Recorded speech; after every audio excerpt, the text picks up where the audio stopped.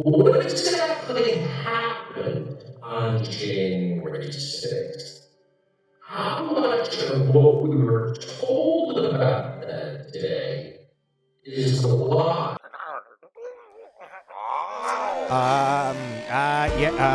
Hello.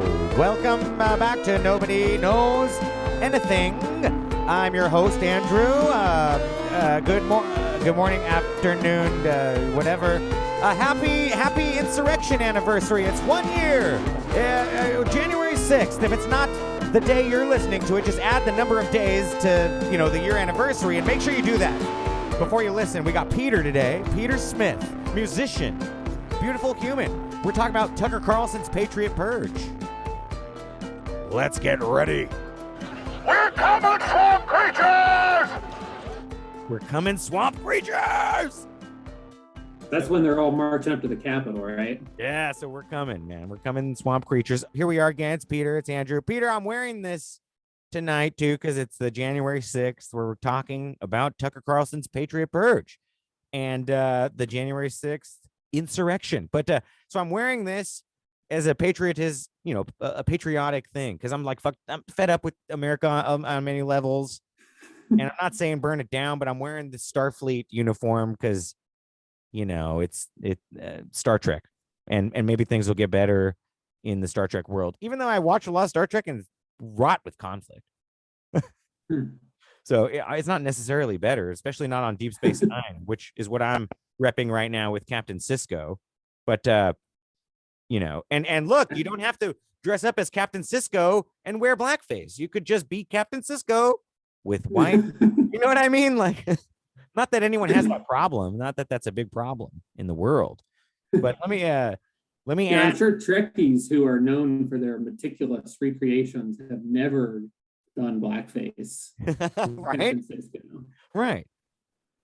Now I'm adding my image that I had when I first started with Peter, which is just Alex Jones looking sad at his court proceedings today. And Peter has Alex right now, because we just need something like to laugh at it for 1 second, or I don't know, not laugh, but just it's good therapy to see Alex like dealing with his consequences. And we're gonna hear things today and talk about things today that are not probably that like reassuring or comforting. Not even a little. Yeah. Especially not today. I mean, have you been reading the news? I mean, I listened to, I was bum rushing writing and doing stuff. I was researching for hours. Peter, broadcast today. I got stacks of papers. I could, do you hear those papers that I'm shuffling? So I only do your own research for this podcast. I did, which is just me like absorbing and looking at a bunch of other great people's research that I'll put in the links, but I looked at like Biden's speech, and then like I heard like Democracy Now! Headlines about January 6th. Like that's it. What else happened today, Peter? Well, Marjorie Taylor Greene and Matt Gaetz showed up at the Capitol with Ashley Babbitt's mom. Oh my God. And they gave some speeches about the fake news, left-wing media, and Democrats hijacking the narrative. And it was pretty much all the same stuff that they talk about all the time. Yeah. I mean, if they're pretty consistent. If nothing else, they're consistent. Yeah, it's no surprise. Like when you watch like a commercial for like Snickers, you know what I mean? Like you're never surprised that like the commercials are selling Snickers. You know what I mean? You'd be surprised if they came out and were like, fuck this candy bar. Reese's are the one. Like, I actually like it better. I made this commercial, so fuck Snickers. They paid me and I made this commercial. Like you'd never see it, but god damn, that sucks. I did hear that there was a Beverly Hills January 6th, like, was not a bad day protest. Really? Yeah. It's a shock that it was in Beverly Hills and not, say, like, I don't know, Compton or right. Yeah. Well, didn't that one insurrectionist charter a plane out from like Orange County? Yeah, there were people from here, from California, right? Yeah. I don't know where this other person was today, but I got a friend who is always like telling me his drama about like we don't have to deal with this, Peter, because, we are in, nuclear relation, or you're in a nuclear relationship. I'm headed there like I'm in a heterosexual relationship, like a good patriot. And but my friend, he's on Tinder and he's always trying to figure out what's going on. And so he's telling me it's just difficult. And I read about this like Capitol rioter today who had escaped charges for a real long time. He went into the Capitol and he was on Bumble, a dating app, and he met this girl who seemed patriotic. And he told her, hey, guess what, babe? Like, I made it all the way into the Capitol, man. I made it to the speaker's podium, and she was like, oh, that's a turnoff. Like, I am going to unmatch you. And not only was it an unmatch, she like reported it to Bumble. And now the guy's like, up for charges. So it's like, you think you're going to add him. Yeah. He thought he was going to get a little action and he got some legal action. Yeah. He sure did. But is there anything you want to say, though, Pete, before we go in? I know it's we're Patriot Purging tonight. I'm going to make you big so I can see you big on the screen. No, man, take it away. I'm excited. Okay, I told Peter, I'm going to read something to you guys, and then you can jump in anytime you want, Peter. But I have a title for our part 1, and it's called Part 1, The Increasingly Violent Calm Before the Storm, or How the Far Right Went from Fringe to Our Parents' Facebooks. Long-winded title. Okay, you heard about militias? You heard about militias, though, Peter? You know about militias? Militias? Yeah, what do you know about militias? I've heard tell of militias. Yeah, you know they're a thing? Are they malicious? They are. Well, I'm gonna tell you. I gotta say that these militias aren't particularly well regulated either. Exactly. I know, and you know what? We're gonna hear a little bit about the regulation here. I just want a little broad history here. Militias, they're part of many different societies' histories on some level. Just look at Wikipedia; it'll tell you. Like I did. But however, in the United States of America, militias have a very special history, a history that blends violence with heroism, that paints unjust and profitable wars as beneficial populist ventures, and a history that Marvel Universifies the founding fathers of our comic book little country here. Before there was a standing army in England, Peter, able-bodied male adults in a given community were used as like the muscle, right? They were the people, they were the militia. They were gathered to, the English, they were gathered to like fight any threats. The community was going to have someone raided. So we gathered the militia to help you defend against it, right? The English army was mostly far from the American colonies during the colonial era. So colonial militias were formed of men who were so fond of legal concepts like private property that they armed themselves and organized to steal indigenous Americans' property and to fight other colonizers to their north who loved grapes. Those were the French. Just a bunch of people who loved private property and wanted to come take it from indigenous Americans, right? So these were first militias. They weren't doing anything with it. No, yeah, they weren't. They were just living peacefully off the land. And yeah, they didn't have any like factories or steel mills or anything like that. Right. There were no children working in like coal mines. Exactly. But during the Revolutionary War, here you go, Peter. During the Revolutionary War, the first Patriot Purge occurred. Okay, this is the first Patriot Purge, when the ranks of the militias were purged of patriots to the King of England. Right? They said, no more will we have these patriots to the king, because we're doing a revolution against him. So our first army, the Continental Breakfast, was served during this time also. But the militias provided a real important support during the war in terms of manpower, and like they fought a lot of the war. They were the army, these like makeshift militias. You've seen Mel Gibson's The Patriot. So this is the point, though, where militias transformed after the Revolutionary War. They started to now exist instead of like an active, like standing army. They now just existed as like reactions to small events or skirmishes, things that happened where the community had to organize real quick to stop a threat, Also, these types of militias sort of formed the first drafts because congressional authority was given to require that all men 18 to 40 would be available for such militia activity. It was still just like, we might need you. So if you're that age and that gender, we may call upon you. They didn't operate independently of state governments, and they resembled regular military forces. Many states today still have something like this on the books, state national guards. Your state and mine, Peter, has something very much like this. So we go through, fast forward, militias are used as slave control. They're used for more wars to steal people's property. Actually, there was one militia I'd like to mention that was set up to defend against Southern slave hunters. It was like a Northern militia that was like, hey, if you come up here and you're fleeing slavery, we'll defend you against, these people that are coming after you, which I think would be like a cool movie or fucking comic book. I don't know. But sadly, the cool history of the militia is short-lived as we turn the corner on Reconstruction.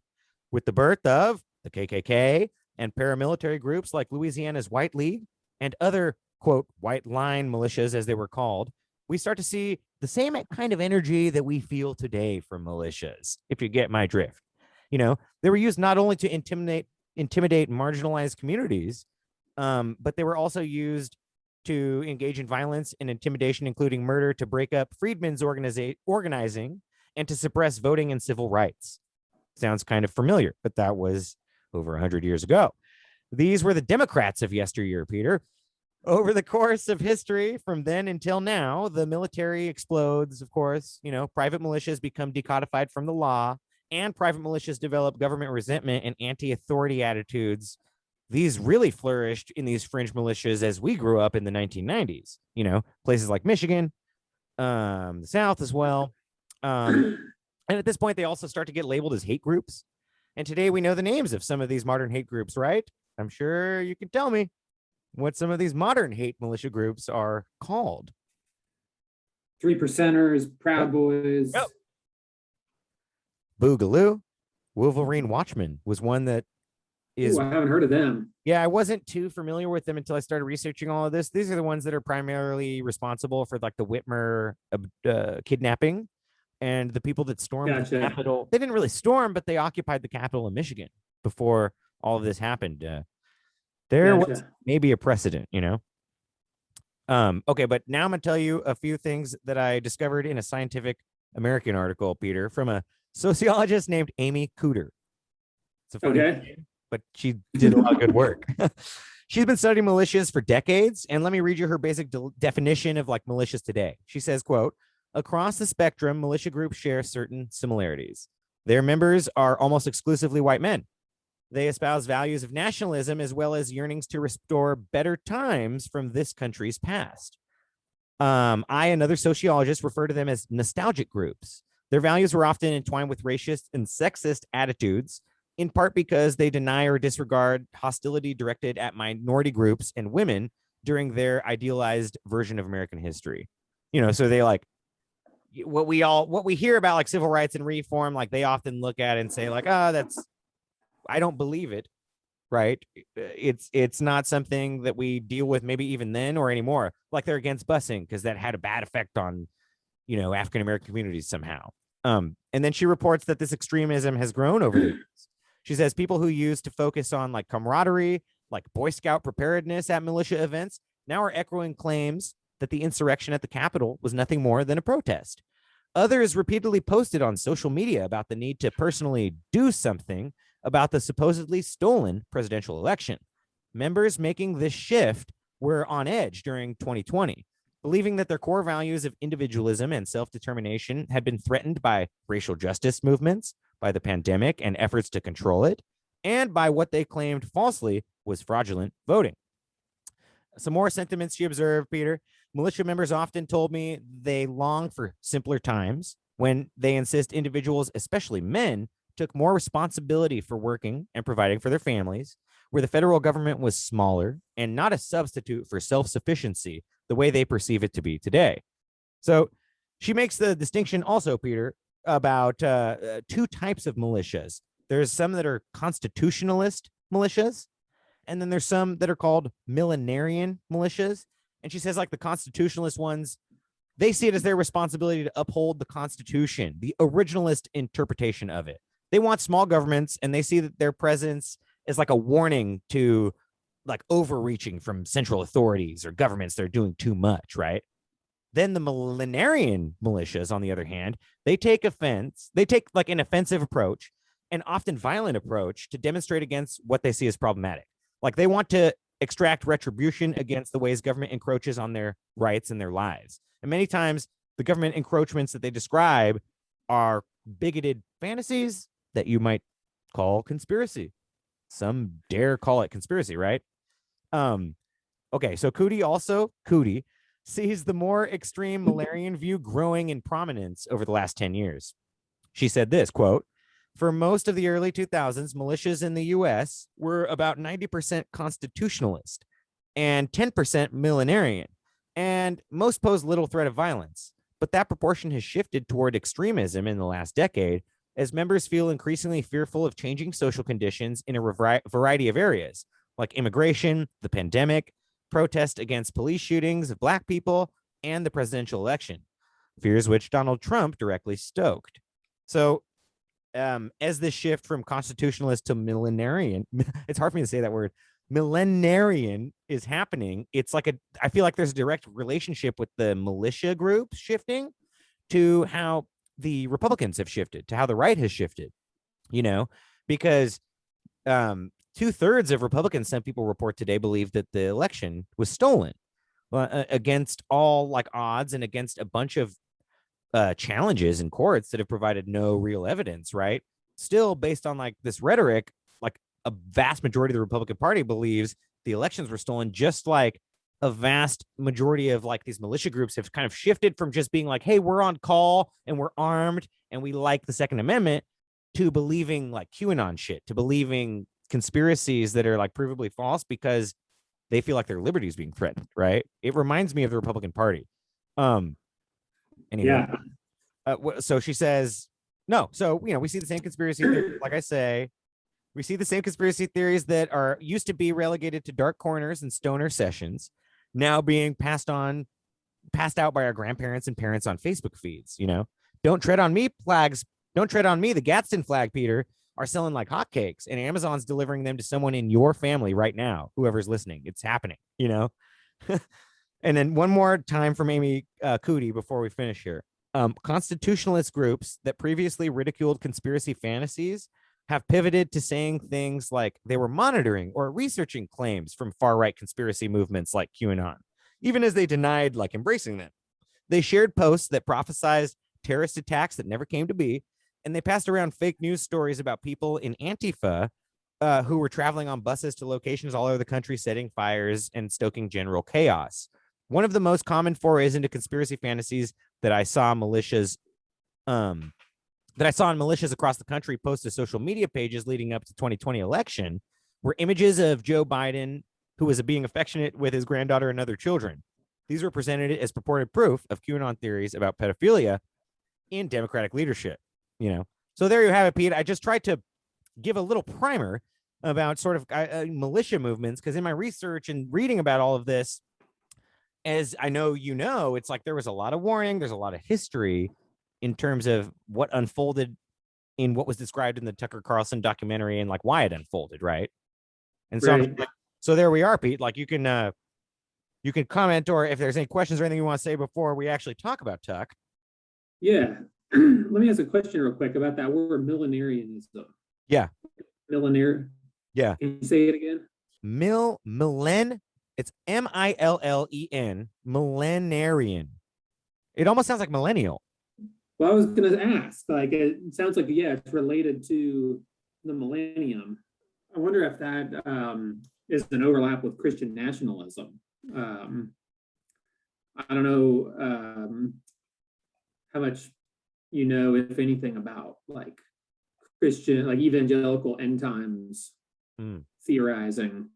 I don't know a lot, but there are basically different, there's like millennialism, post and pre-millennialism, but basically in Revelations it says that Jesus is going to come down and reign over the earth. And there's a period of tribulation that either,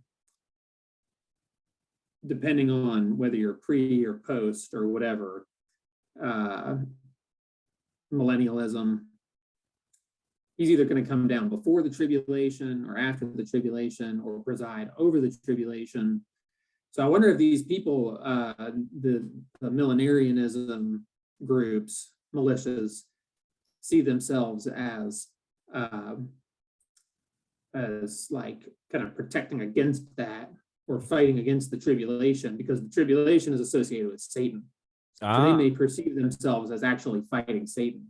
Right. It's just a thought. I'd have to look into it more. I don't want to assert that for sure, but yeah, I mean, it's obvious that a lot of these groups have strong overlaps with white evangelicalism. Right. It's really interesting. 85% of white evangelicals voted for Trump right in 2020. So it's very possible that there's this apocalyptic element right to some of these militia groups, which may explain why they're more active. Yeah. And you know, there's the, you know, Alex Jones is constantly referring to the fact that what he is doing is enacting a fight against the literal Christian devil. You know what I mean? So it's there, it's very present. And even in like the Proud Boys initiation, I don't know it off the top of my head, but I've heard it a lot in my, you know, because there's a lot of people that, like, they would at the Capitol or all of these like Stop the Steal rallies, like they'd have like people being initiated. And there's like this pledge that they do, which is like, it reminds me of like millenarian, like the things that you're saying. It's like, I'm not afraid that like I'm bringing upon like this war, you know, that is like bringing about like the new age, like this new like fight. And it reminds me of what you're talking about in terms of like defending against Satan and this particular part of the apocalypse. You know, I know that like it's not Proud Boys are not a particularly like specifically religious group, right? But there's so much overlap on the spectrum of all of this, you know. Yeah, they're a Western chauvinist group, right? That's kind of their tagline. Right. Well, yeah, white Christianity is also a Western chauvinist group. They just don't use that phrase. Right. But they view Christianity as fundamentally Western, which is kind of ironic since it came out of the Middle East. Right. Aramaic? Yeah. Right. Yeah, I mean, we're talking modern day, you know, Israel, Palestine, Iraq, Ethiopia. Yeah, and like if we get into you know, teaser, like maybe we'll talk about the Bible and many, I don't know, the Bible in a long form podcast at some point. But I'm sure that there are narratives which we might get into or be interested in, like to justify all of that, right? In terms of how like, yeah, well, I know that like it sounds like that's like not a white place, but like it's Israel and it's the promised land, and you know, the conflict that's going on right now has some weird connection. Like I can still justify like the oppression that's going on that land right now, and justify oppression that I want to do at home because of some misrepresentation of the Christian story, right? Like I'm sure that there's a narrative that I just don't know about. That's like I'm sure there is, right? Well, I know that in some of the more like the fringes of the fringe of white Christian nationalists, there are people and groups who think that Jesus was actually white, that he and the other Israelites didn't emigrate from Egypt, but actually emigrated from like Northern Europe and the British Isles. Oh, wow. There's absolutely no evidence at all that this is true. But, you know, that doesn't stop these people from believing certain things. Right. Which we, you know, that's the theme of Patriot Purge. Right. Untrue shit, but it doesn't stop people from believing. Yeah. And Patriot Purge, I mean, like, you know, we talked about it a little over text, but it's extremely effective propaganda. Right. Like I watched all 3 episodes all at once. And by the end, like I wished I could believe it. Yeah. Because I understand how comforting it must be to actually like embrace that. And, you know, to another extent, I think the same is true about like InfoWars. Like I totally understand how people get sucked into InfoWars. Yeah. It's kind of hard not to. I mean, look at this guy. He's charismatic. He's very magnetic. Yeah. He's obviously a crazy person, but he is so good Right. at transmitting his message. But Like it's believable in a weird, twisted, convoluted way. Yeah, and I understand, because I come from, I was a Jones initiate at one point, and we've talked about it. I think it's in the podcast that is previous to this, but the thing is that like the scary part to me, because even though it's like, yeah, I have those, I understand what you're saying, but then there's these people who go to the Capitol. There are these people who like Ashley Babbitt, or I saw an article about a Canadian who he claimed that like Tucker Carlson and Joe Rogan had inflamed him to, God, what is his name? Eric. There's a California representative who he accused on Twitter. He's like, I'm warning you that I'm gonna come shoot you. So make sure your family is safe, And yeah, Eric Swalwell or something. Oh God, I have it in my that guy. Yeah, I have it in my notes somewhere. Probably it might be Swalwell. I think you're right. And it's like, and he claims like, oh, Tucker did this, and then Swalwell like in his direct messages like just talked with the guy and like provided him proof that like the conspiracies that he had believed were like untrue. And then the guy like he posted it all on Twitter. The guy came out and was like, I'm sorry, I was misled by like not Alex Jones, by Tucker Carlson and people like Joe Rogan, and it's untrue, and I'm sorry. And so that's like a benign example of how like someone is willing to like threaten violence because of like this propaganda that we were talking about that we see is very convincing, but someone died, like Ashley Babbitt, like there are people, and then people who've engaged in violence against others, not only who've died, right? And it's like you could probably connect a lot of it. I mean, we know we can, like the Christchurch shooting. I mean, there's so many things, right, that we can point to, like, oh, yeah, these people were radicalized by like actors at home. I mean, right. Tucker Carlson in the documentary points out, and I'm jumping ahead here, but he's like, during 9/11, we knew exactly who was responsible. Osama bin Laden. We had him within 24 hours. We knew. And it's like, okay, you fail to mention that like he had previously claimed responsibility for attacking the World Trade Centers, announced that he would do it again, Yeah. And so by that logic, with all the evidence that we have that like these militia groups are taking action against the government, kidnapping people, engaging in violent insurrection in other capitals before January 6th, FBI's being warned, Trump people, there are people in Trump administration who are resigning because they were national security. Newman is her name, I think. She resigned because there's like no one's taking these threats seriously, and we had the very same evidence. We know who directed like these energies and these people, but it's just this game of like, we don't really, and you should be afraid. And so that's why, like, back to your point, like I'm convinced by it all too. It's very slick propaganda. Not convinced, but I see how it's convincing, but at the same time, it's scary because these people must have some like, Tucker and Alex and the people that are presenting this information are like making money and grifting off people. And most of the audience must have some like compartmentalized, like dread, like existential, like I am honestly being told right now that the left is hunting me literally, like, like my beliefs are such that like I'm going to end up in Abu Ghraib based on what they're showing me with this imagery, they're not saying, but that's the point, right? Like, and that's like shocking to me, I don't know. And all the while they're getting like these, minor sentences, like they interviewed Big O, the guy who put his the most annoying person on the planet, probably. Yeah.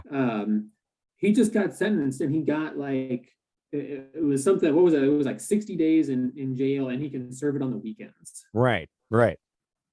And he was the one, like nothing. Right. He claimed that he was, he's the evidence in the documentary of like political prisoners.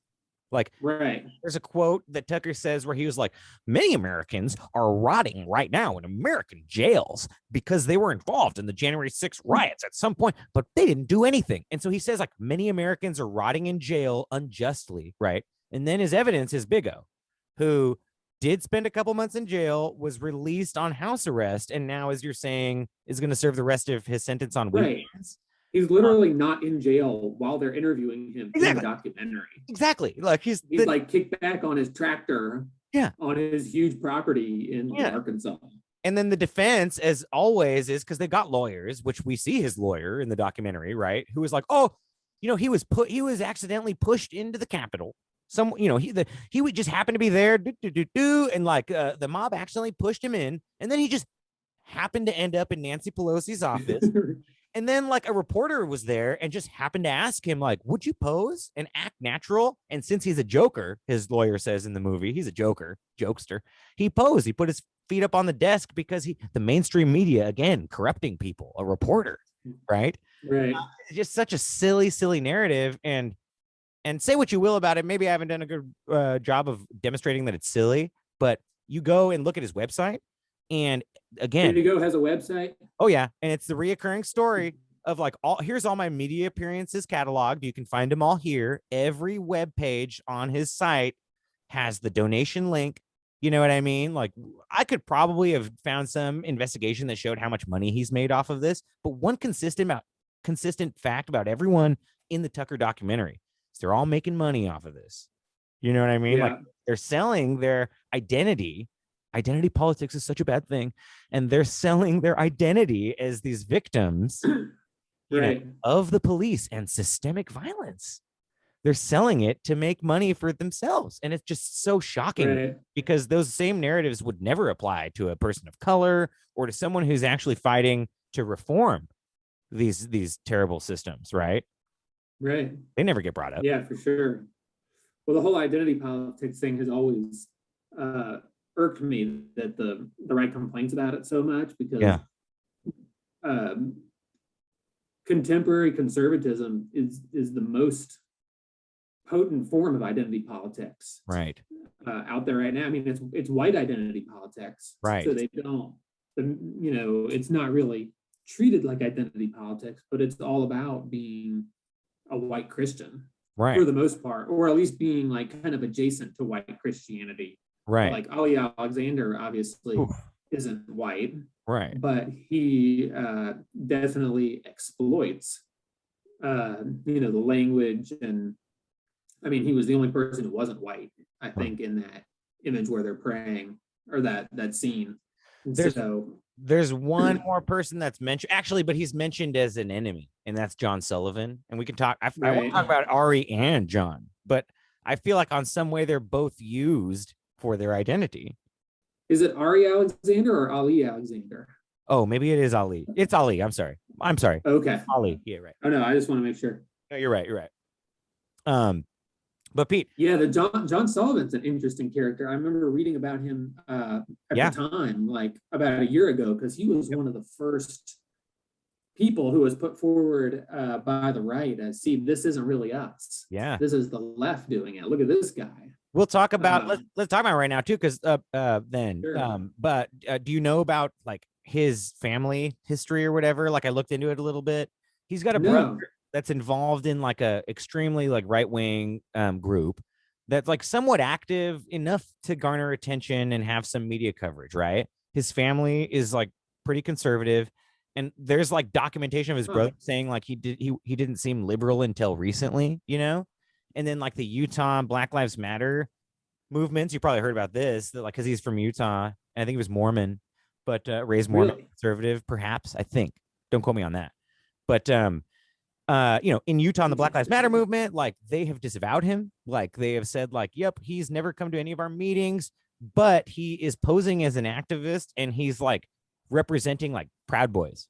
He's going on stage with members of like these militias again.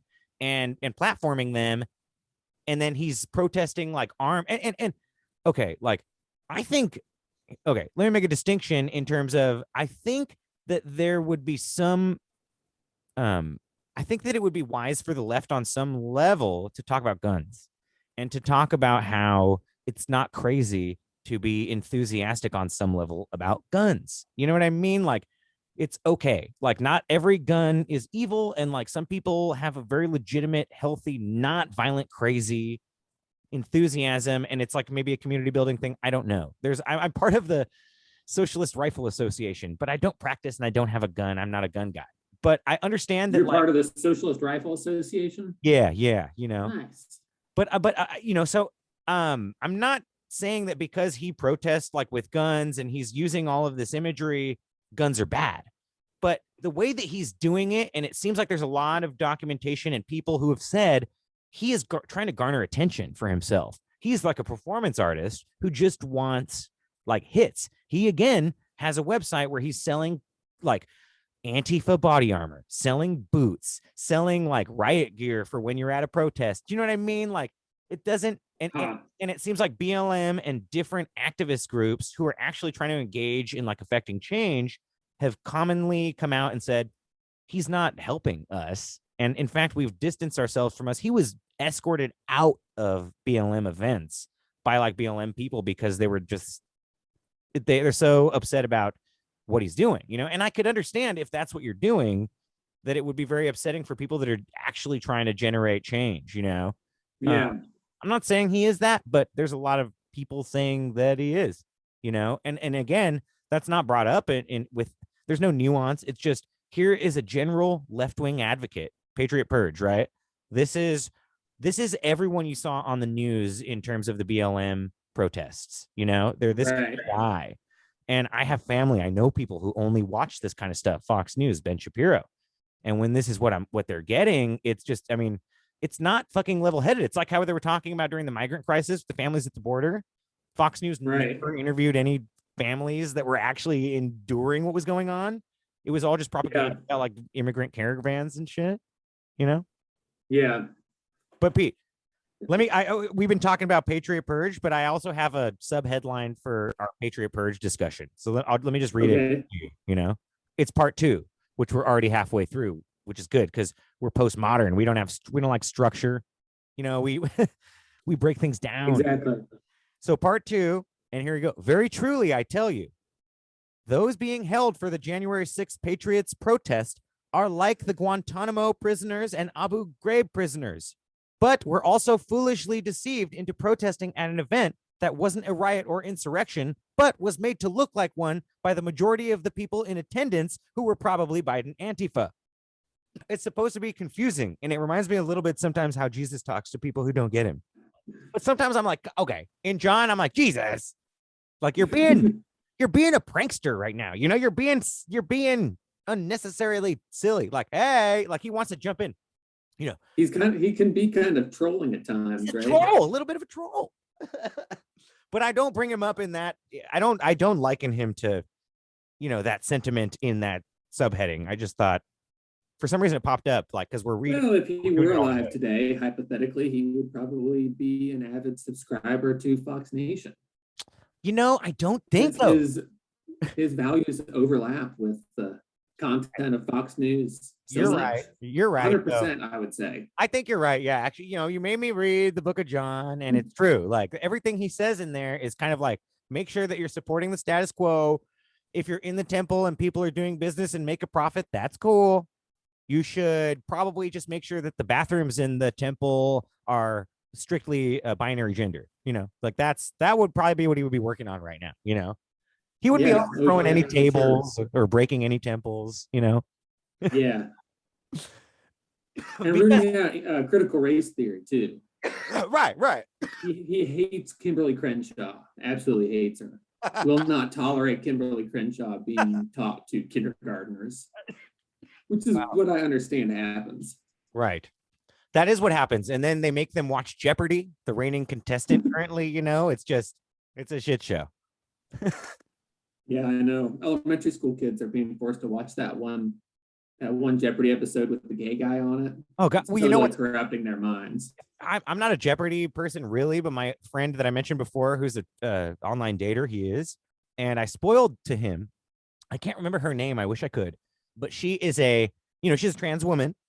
And she's like the longest reigning like Jeopardy champion like ever or something. She's been on for like a month. I don't know. It's crazy. Oh, cool. Yeah. So of course, Jeopardy is a subversive mainstream media plot to send CRT into our schools because the pandemic, we can't get subs. So subs are just playing Jeopardy. And what are they playing? This woman, you know? And so it's like, it's the deep state, you know, it doesn't, you know, it's all these pieces are working together, Peter, you know, to to rob us of a future.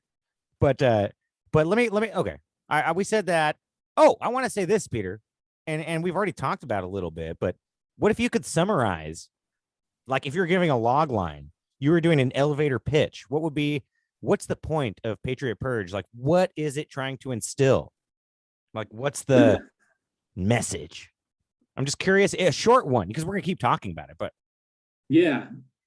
Movie pitch. Good exercise. When I was teaching English, I always had an elevator pitch assignment because it's so important. You know, to try to condense ideas. So I'm going to try to do it on the fly here. Hell yeah. But basically, the idea of Patriot Purge is that simultaneously, it wasn't that big of a deal. The damage done is overstated, but also the damage done was perpetrated mostly by left-wing bad actors, and that it's a false flag operation. But January 6th is, in a way, kind of a cover for a much larger operation of deep state operatives in conjunction with the political left to target conservatives and Trump supporters with the specific interest of delegitimizing them and ultimately imprisoning them under unconstitutional, a la, oh, now I'm blanking, like in Guantanamo Bay and Abu Ghraib type situations. Right. So long-term unconstitutional situations where their rights are being stripped of them. Yeah. So basically, January 6th. Okay, okay, that was my first draft. Here's my second draft. January 6th was a false flag operation on the one hand, and on the other hand, is a distraction from the real plot of the political left and the deep state to imprison Trump supporters indefinitely. Mm-hmm. Perfect. Yeah. I just said I was going to ask you. I didn't write anything either, but I was like, I'm going to ask Peter, and then if he says something, and I'm like, well, but what about this? I think you nailed it. Like, I think both of them were really good. But the second one, that was a little more concise. Like at the Film Festival, they'd be like, okay, Peter, that's the one we're going to buy. That's right. We like the long form one, but you gotta do them in reverse order. They would tell you, right? When I meet Harvey Weinstein in the elevator, I'm going to use the second one. Ooh, to pitch him. Yeah, exactly. Make $1 million. Weinstein, man. What about? Okay, we already talked. Now I'm just gonna go through this stuff and jump into whenever you want, Pete. But I just have the not notes, but like we've already talked about some of it, so I'll skip over what we haven't. But we didn't talk about Darren Beattie, right? He's the guy that brings up the concept of the MAGA blood libel, right? Which that was a good one. That was great, right? Props to also Knowledge Fight, which I fucking love. It's a podcast that Peter and I both listen to, where they extensively point out how it's very like anti-Semitic in many ways to use that term, right? In terms of like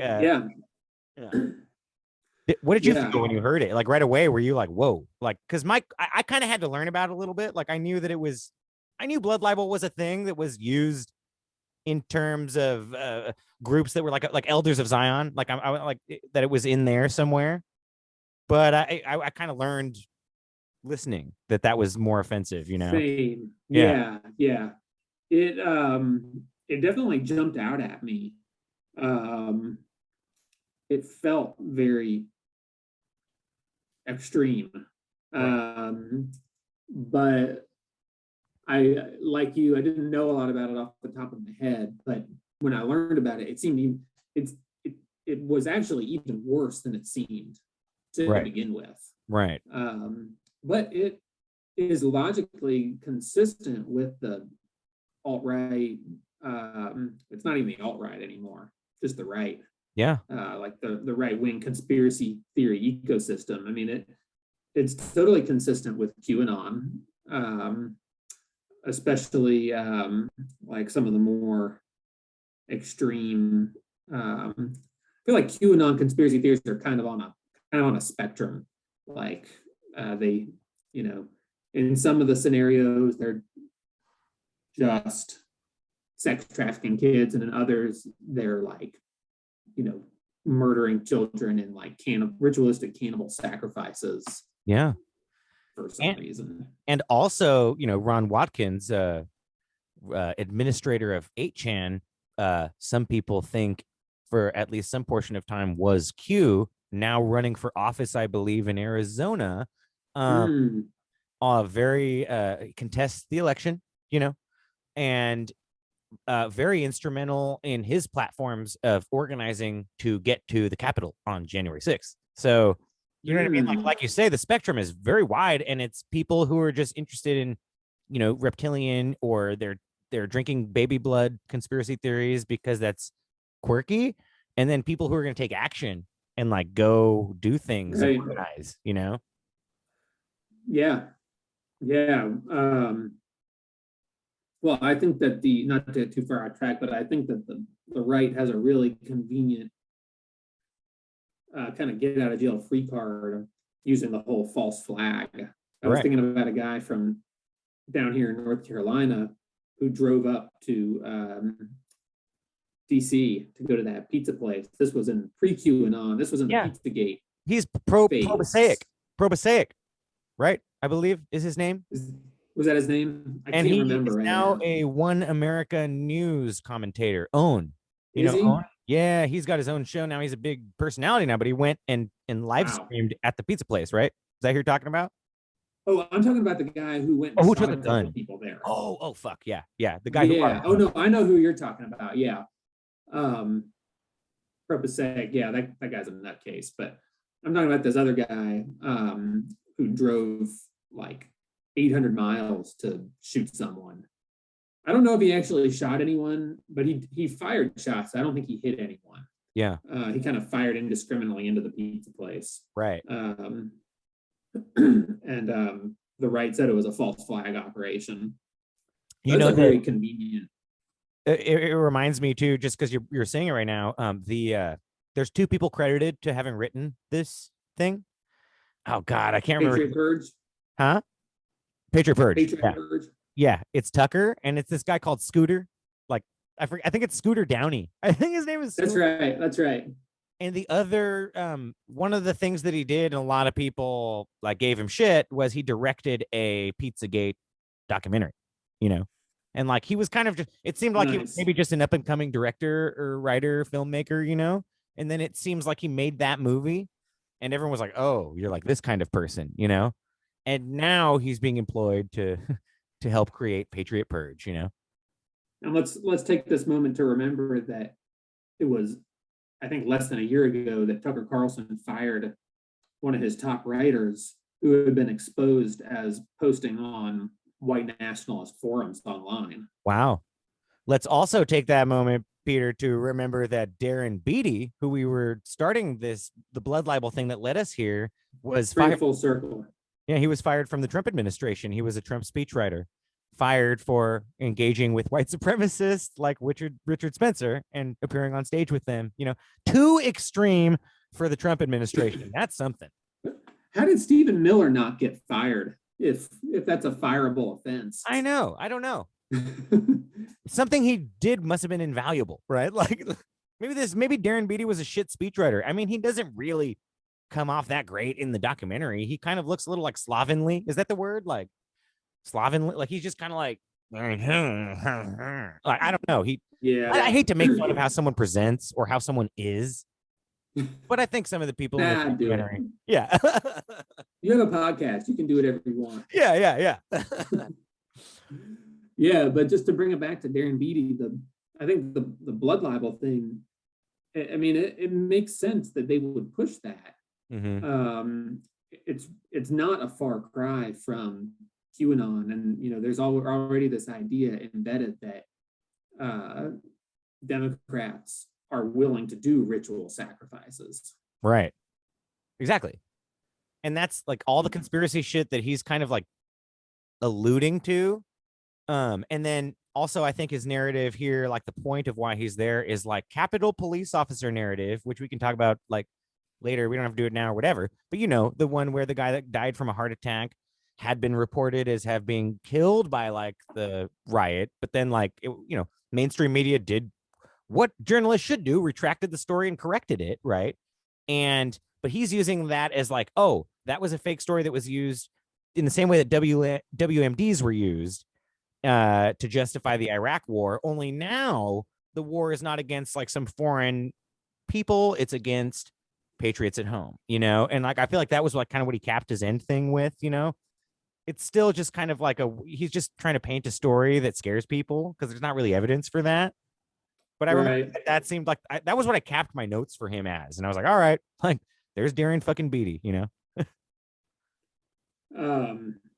Yeah. Well, to that point, there's not a whole lot of evidence right any of this stuff. Exactly. But I'm constantly reminded of Steve Bannon's comments about cutting 5 years ago. That he made two comments. One was that the real opposition party is not the Democrats, it's the media. Mm-hmm. And he made another comment that the goal is to flood the zone with shit. Yeah. And Tucker does a great job of flooding the zone with shit. He just puts out so much stuff that it's almost impossible to respond. Yeah. To all of it. Yeah.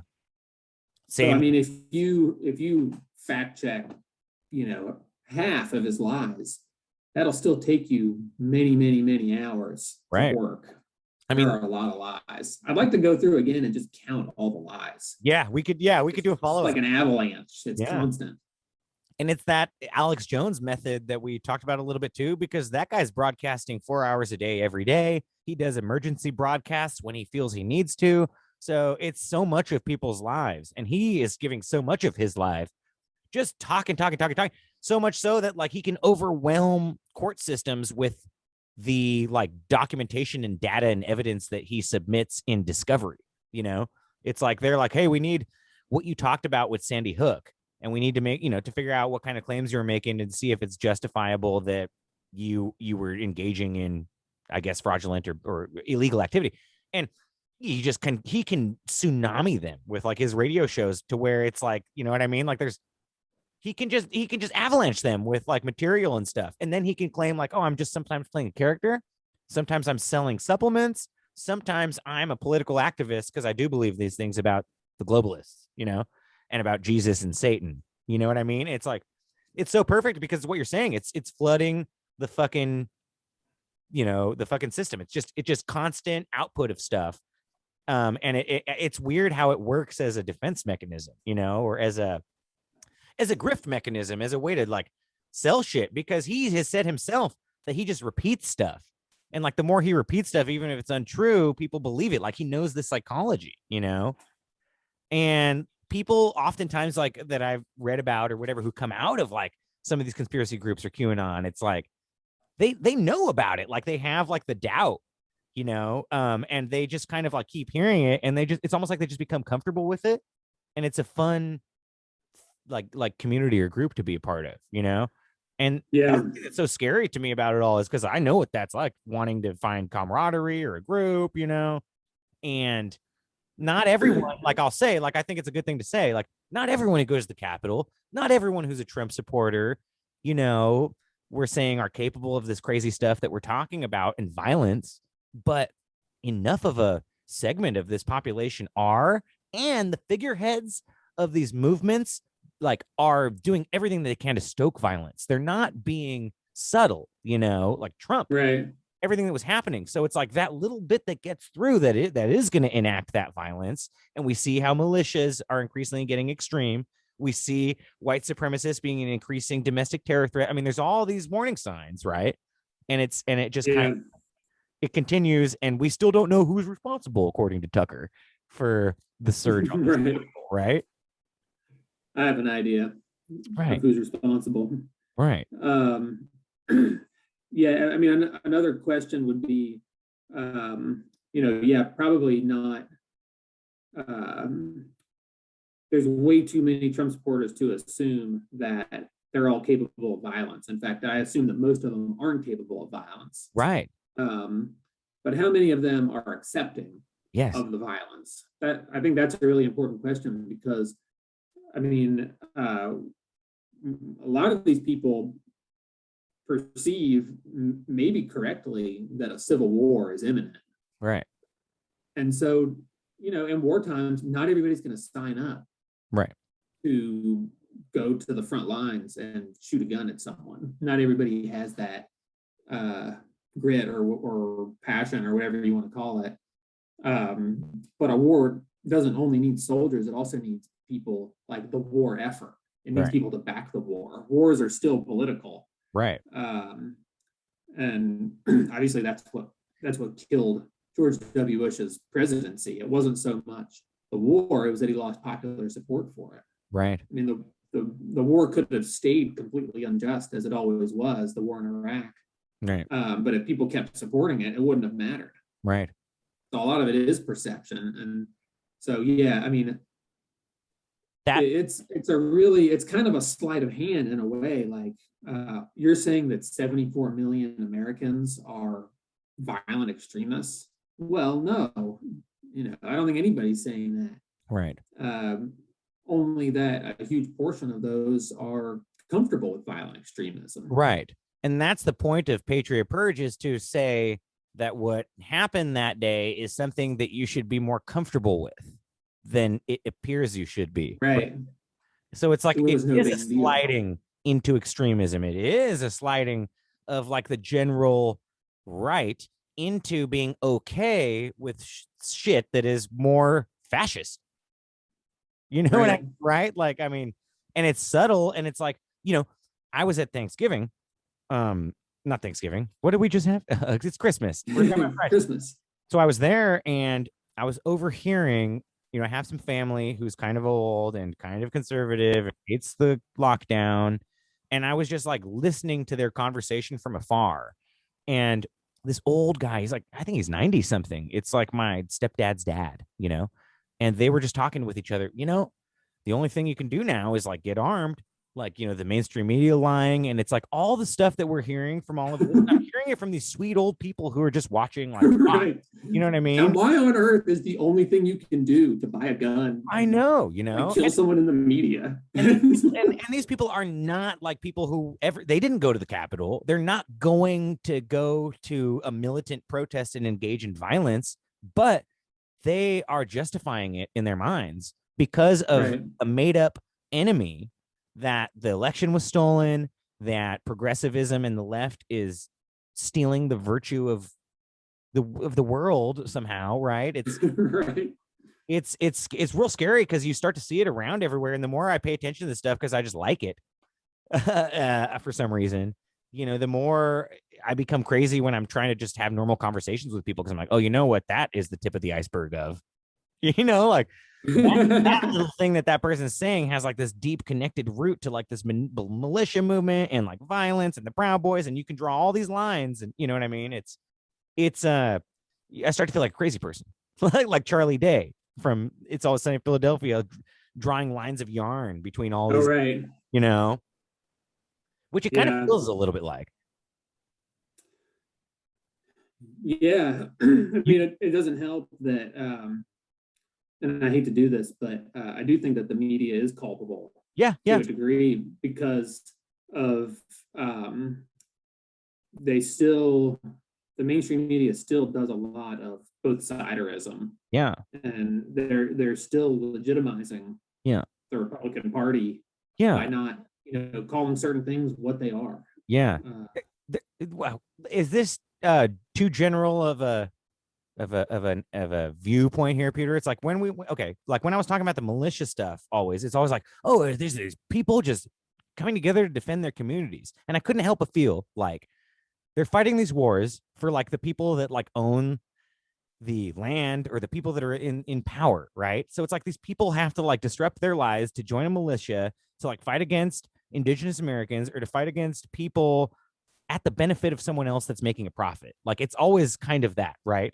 Like, and it's told to us that it's like, oh, I'm a populist, I'm doing this for the people. But even historically, like all the way back, even in like the revolution, it's like the general man was just kind of going along with like the greater powers that the founding fathers or whatever it was, and then now it's like these groups that are against progressive changes in like policy and like governmental workings that would benefit everyone, economic policy that it's like we're just supporting the rich, like Trump is giving tax cuts to all of these fucking wealthy people, Biden, I mean, all of it is like a system that's in place to help the bourgeois fucking Z, you might say, right? And I can't help but sometimes understand, like, yep, the mainstream media is shitting on Bernie because it's not profitable to have a politician that might threaten your profits. You know what I mean? And that is as gross as Tucker Carlson saying it helps my profits to scare people into thinking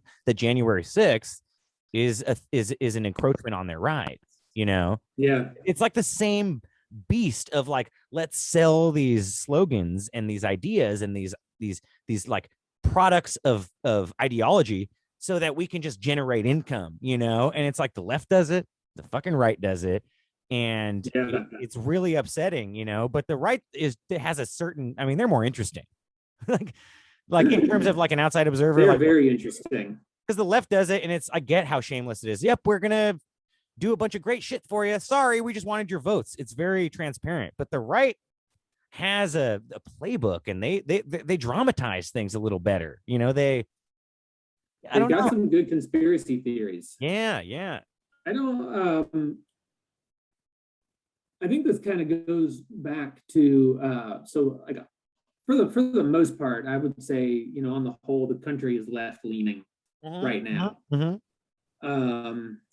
But it hasn't always been that way. I mean, 20 years ago when 9/11 happened, I mean, a Republican had just narrowly won, maybe won. I mean, he was the president anyway, and relatively popular, I guess, even before September 11th. But the country like had this conservative moment. And at that point, the conspiracy theorizing was largely a left-wing enterprise.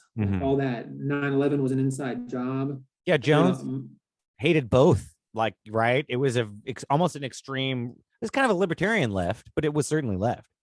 Yeah. I mean, Alex Jones like was in those Richard Linklater movies back then. So he was left enough to be in a couple Linklater movies. But I mean, obviously the political landscape has changed. But I guess what I'm trying to say is that there's no way for a mainstream, for the dominant political party to produce good conspiracy theories. Because the function of a conspiracy theory, I mean, on a practical level, is to undermine faith in the mainstream of what's happening. So the right, the Republican Party has a lot more latitude to entertain and to engage their base with like this kooky stuff than the left does. It wouldn't benefit the left right now to start producing conspiracy theories. Right. Although to be fair, I do want to say that back in the early 2000s, the mainstream left, the political class, was not pushing 9/11 was an inside job or anything like that. Right. In fact, what was coming out was kind of like Occupy, with the beginnings of Occupy and things like that, right? Which was trying to solidify the understanding that a small portion of the population, was sort of beholden to so much wealth, right, and to so much power.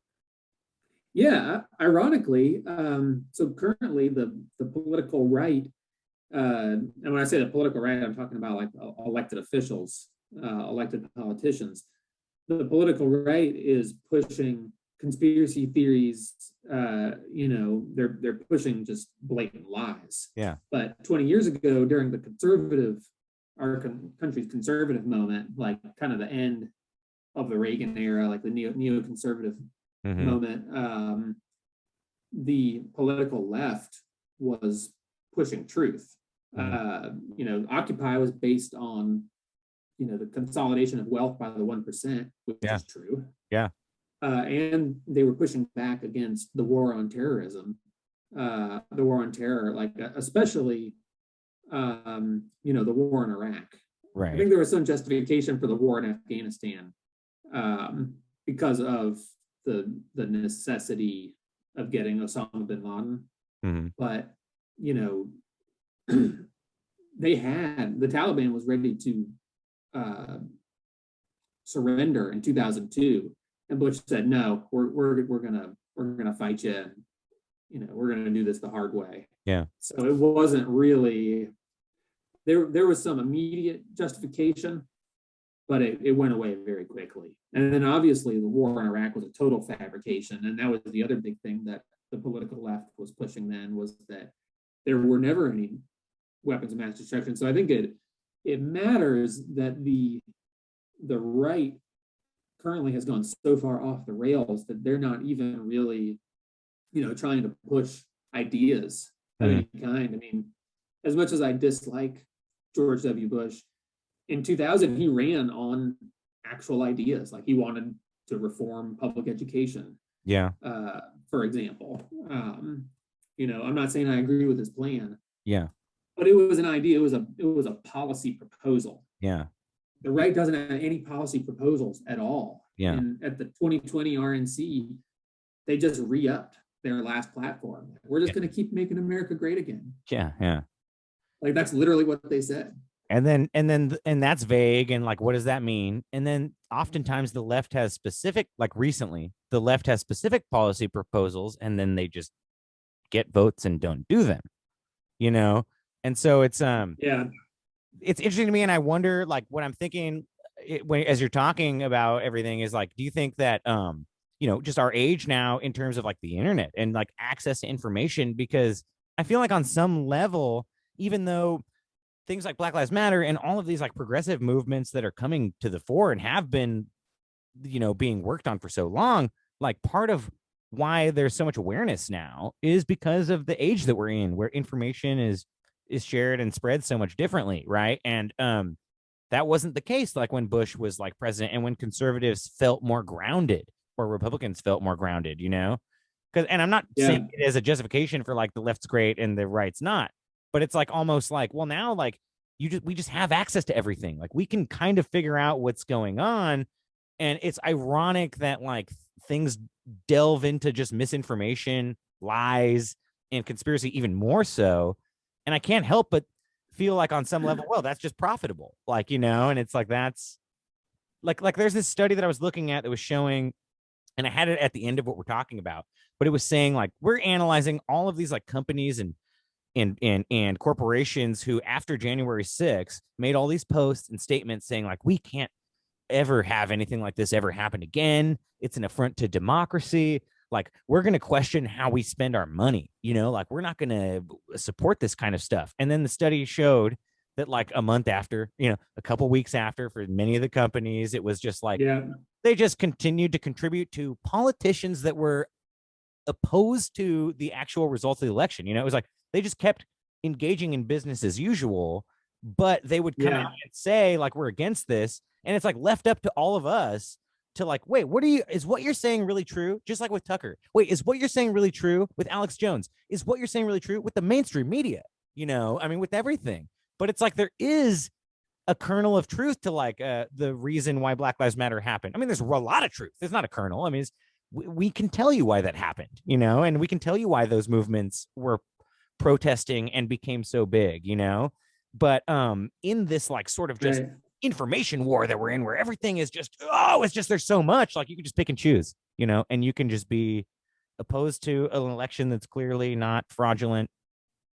And because I saw a statistic that said like, because there's so much, like we had a pretty okay election. There were a couple, as everything, like there's obviously a little bit of fraud, right? But it's not like the worst countries in the world where elections are completely fraudulent in some cases.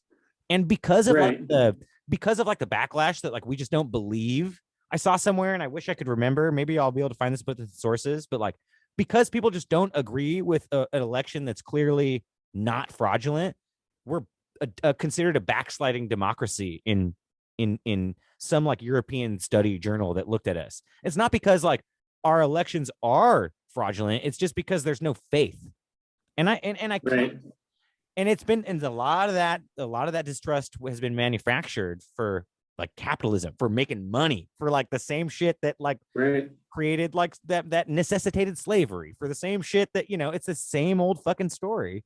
And now I'm rambling, Peter. I just realized that was a ramble point. But you know, I can't. It's like I'm trying to articulate it all and figure it out, because as I'm watching it all, I'm like, yep, all these people are trying to make money. All these people are in it for themselves. And then like the people that they don't bring up, like the people who left the Justice Department because they were like, oh, there's all these threats of terror. It's not being handled. So I'm going to resign out of protest. All like the legitimate Black Lives Matters protesters, all like the legitimate causes. Like they're not like investigating and asking questions of those people, because if they do in Patriot Purge, it will unravel the thread that their narrative is meant to instill fear. It's meant to create this idea that like everything's out to get you, like even Disney, like the government, like there's nothing that's not out to get you, you know? And it's like, it's just, and I'm not trying to just hate on the right. I think we're talking about this the whole, you know, there's a structure that is responsible for like why there was slavery, for why the prison systems are how they are. That is also energetically responsible for like right-wing grifting, and why 2/3 of Republicans believe that the election was stolen. Like why it was profitable for Donald Trump to tweet all the shit he did that inspired violence. And now we're all running around like chickens with our heads cut off. Like who's responsible? You know, but it feels very clear. I'm just not Karl fucking Marx, Peter, and I can't articulate it too well. You want to talk about Alexander or Ali Alexander? Because we talked about him a little bit. I think you are, wait, just before we move on, I think you are articulating it well. I mean, okay. It's a massive money-making enterprise that's echoed through all throughout news and social media. Yeah. There's a lot of kind of misdirection that protects just how profitable it is. For example, there's this idea that social media companies are silencing conservatives. Yeah. But every week, Dan Bongino and Ben Shapiro are heavily featured. Sometimes it's like only them in like the top 10 most popular Facebook posts. People have investigated it too and have like exposed that like, in fact, the algorithms are skewing like to the right because it's profitable. Yeah. Right. Yeah. I mean, Facebook, I'm sure you saw that report that Facebook gives more priority. So they value, so like the more likes you get, the more people are going to see your Facebook post. But within the different reactions on Facebook, there are different values assigned to them. And the reaction that has the greatest value is the anger reaction. Wow. They are, you didn't see that? No, that's crazy. It's really crazy. So they're literally stoking, the algorithm itself is stoking outrage. Yeah. Like they want to promote stuff that people are going to get mad about. Right. Which is like the reason that you're saying. Right. And that's like the constant thread, like all these people we talk about, like they're like the symbolic embodiment of that, you know, they're trying to stoke anger to get that anger reaction for their own personal, you know, right. And Tucker Carlson undoubtedly, I mean, he's not some idiot. Right. He knows that what he's saying isn't true. Right. But the people who watch his show don't know that. Right. They do think it's true. Right. And he has the most popular news program on TV, or at least cable news program. I don't know how he stacks up against the major networks. Yeah. Well, did you hear about and I think we probably brought this up in the last podcast when we talked about this, but you know, the Fox Nation numbers were just like super minuscule. It was just like something they were doing as an exercise. They had this little app on the side, and then Tucker's like, oh, I'll make content for it. And it became like just one of Fox's like best properties. It became like it had millions of subscribers after Tucker like started releasing stuff on it. And now you've seen what it is. We've paid 99 cents a month. Unfortunately, I'm gonna maybe I'll engage in a campaign to get my 99 cents back, but now they're platforming people on the thing that's got millions and millions of viewers, like Alexander, who we talked about a little, but he had, for the months leading up to the Capitol, right? He was on Alex Jones' show many times, meeting with Alex Jones. He was in a Capitol with Alex Jones. He entered a Capitol, like, I don't know if they broke in, but he and like a Proud Boy and Alex Jones were like in a Capitol together, like, hey, this is the kind of shit we need to do. Like that was like the energy. And if you remember, he said that an agent provocateur had tricked him into going to the Capitol. He says that the crowd was flush with them, right? And so he says, oh, that's right. What happened. Me and Alex were just trying to crowd control and just make sure that things were cool, right? He maintains that he was just there as a bystander, essentially, right? And that he didn't really plan to engage in violence, and that he's almost surprised that like people gathered, because it's almost like he represents that he was just someone who heard that something might happen and showed up, right? Like that's the kind of the feeling that I get, right? Right. But I want to play you. He submitted a permit request to the DC police. Yeah. You know about all that too, and just so happened to. I don't even know how this happened. It was kind of it's a funny story. You should hear it. Right, and it was an accident. Like I pretended to not be who I was, and then they gave me a permit, and we stormed the Capitol. It's crazy. Right. But as much as he denies, have you seen this, Peter? I want to show you this video. I was the person who came up with the January 6th idea with Congressman Gosar, Congressman Mo Brooks, and then Congressman Andy Biggs. We four schemed up of putting maximum pressure on Congress while they were voting so that who we couldn't lobby, we could change the hearts and the minds of Republicans who were in that body, hearing our loud roar from outside. Yeah, he did you hear that? Yes. He deleted that video. So I don't know. It just feels pretty like, he also was the person who said that it's Stop the Steal was super violent. There's never been violence. It's been very peaceful, and we've been talking a lot, but man, I'll put this up in like the thread, like if we want, because I just have countless documentation. I went through a article that was breaking down like every militia, Ari Alexander conspiracy, Stop the Steal event leading up to the insurrection. And I just have so much shit, Peter. And I'll just, Maricopa deputies like are here, like demonstrating. Riot crowds are happening, and like deputies have to engage to stop riot crowds from storming government buildings. October 31st, a Biden-Harris bus is sabotaged on the road by people and forced to go off the road to keep people from engaging in Biden-Harris canvassing, and these were, I believe, Trump supporters surrounding the bus. It's like they didn't believe that the election was one was outside Austin. You saw that, right? Yeah. And it goes on. Like I just have so many things, like the days leading up where it's like violence was occurring. People were going up to polling places before voting ever occurred, because Trump was, spreading, you remember, it was spreading that it was going to be a stolen election even before it happened. And so armed militia groups were appearing at polling places at a time when people were trying to expand the vote so that communities of color, people who have been marginalized and kept from the vote forever, right?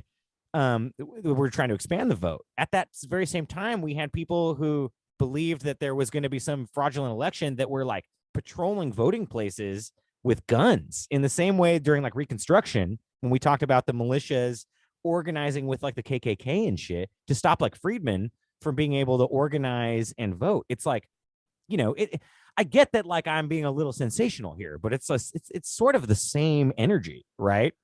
Yeah.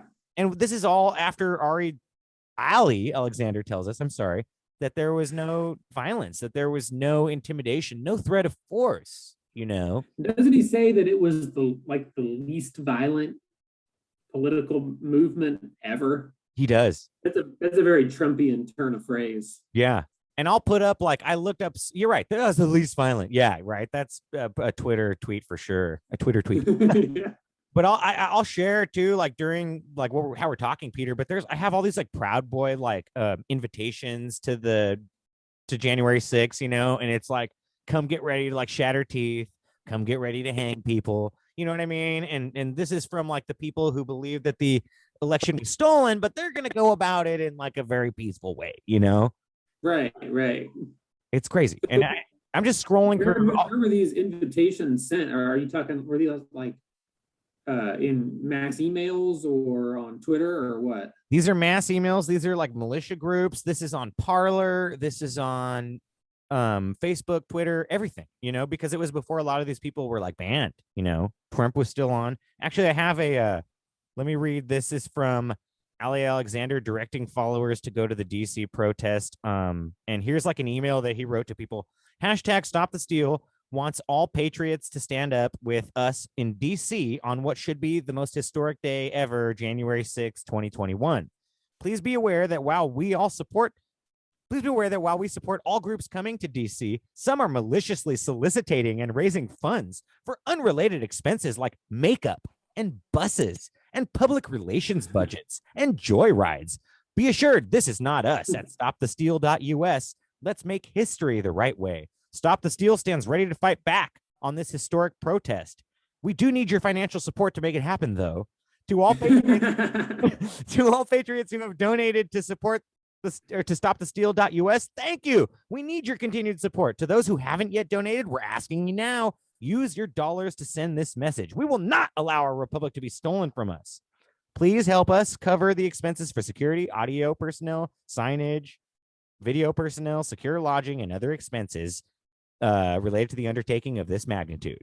And be sure to text January 6th to 86184 to get updates. You know, it's like, this is Ali Alexander sending this out to his fucking followers, like through mass email, you know? That is so good. He made nearly don't give those other hucksters money. Give me your money. No. People are trying to take your money to like selling ridiculous supplements or just trying to enrich their lives, you know? Like, I'm not saying it's Alex, but some are out there doing it, you know? And he, you know, the dig at Alex Jones. Yeah, no, I honestly don't think it was. It's unintentional. You know, it's like, this is what keeps happening with these people like Alex Jones, Ali Alexander. They're critiquing the model. They're critiquing the grifters. They're critiquing capitalism, but also saying capitalism is great. And like the left is just communism come to kill your babies. You know, it's like, it's a dance because it is a dance, and they're acting. You know what I mean? It's a narrative that they're spinning. It's performance art. Right. Really. It's like shitty performance art because it's not funny. It's not like, I like performance art. I like Andy Kaufman. I'll give him my money. I'll give Tim Heidecker my money because they make me feel things in the way that they perform. And they're sort of like making comment about society as they do it. And I give them my money because I like their art. These people are doing art too. They're not making me laugh. I mean, they are, but that's not what they're trying to do. They're not trying to make their audience laugh. They're trying to scare their audience into giving them fucking money, you know? And it's like, it's the same mechanism that artists use, but it's with such a malicious and horrible intent. You know, it's like Jesus coming and saying, you know, you're not like serving art. You're not serving humanity. You keep saying you are. You keep saying that like you're here as a savior, and like all you're doing is enriching yourself and building this crazy ass temple and fucking, you know what I mean? Like, this is what you're doing. And it's just ironic because these are the people that represent Jesus in so many people's minds. You know, Alex Jones, Yeah. Tucker Carlson, the right, you know. Yeah. So that's the Ali Alexander, who I you know, he's a Republican operative. He worked for John McCain, you know.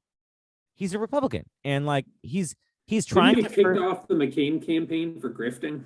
I think he might have, you know, and I think now it's just a sign of the times that like, oh, now, because remember McCain famously was like, no, Barack Obama is not like a secret Muslim, Like you're crazy. Like we talked about Right. the relevant, grounded conservatives of the past, But now that's not the party. It's the party of Trump. That's what everyone was saying on January 6th. Giuliani, he said, give it up. We would look stupid. He said, like, we would look stupid if we were proven wrong. But what's really going on is it's the party of Trump now. So if you don't come over, and now we all know that Giuliani is a revered American hero. So, like, how can you deny what he said, Peter? Yeah. No, he's like basically Paul Revere. Right. But there's so much too, Peter. Like, and I'll flash it all. Like, we'll have you guys. Everyone can read who's listening. But like, I mean, I think unless like you're listening to this, and you're listening to this begrudgingly because you want to listen to all these people who perpetuate left ideas so you can laugh at them. Like most people who probably would ever listen to this just like us as friends, as people, and are curious, or might like have sympathies with this and don't really need that much proof that like Proud Boys, militias, all the people that organized to make January 6th violent weren't violent beforehand, And again, that's not to say that like the grandmas, the grandpas, the Republicans who are just kind of like taken hostage by all of this. It's not to say that they're all violent.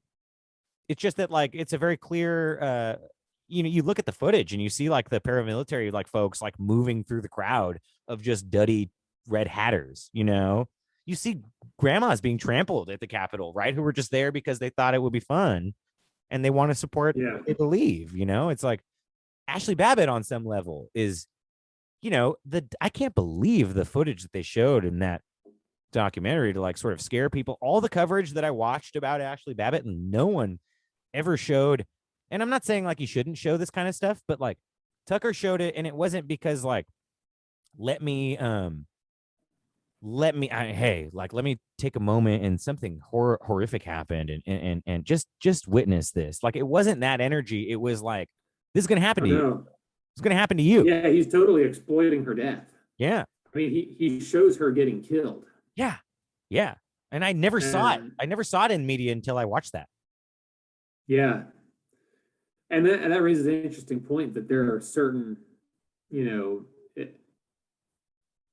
the news is there to inform, and at least in theory it is, then it's enough to say this woman got killed or this woman died. Yeah. You don't need to show the video of every person who died dying. Right. And yet he does to like terrify his audience. I mean, you make a good point. Like he's saying explicitly, this will happen to you. Yeah.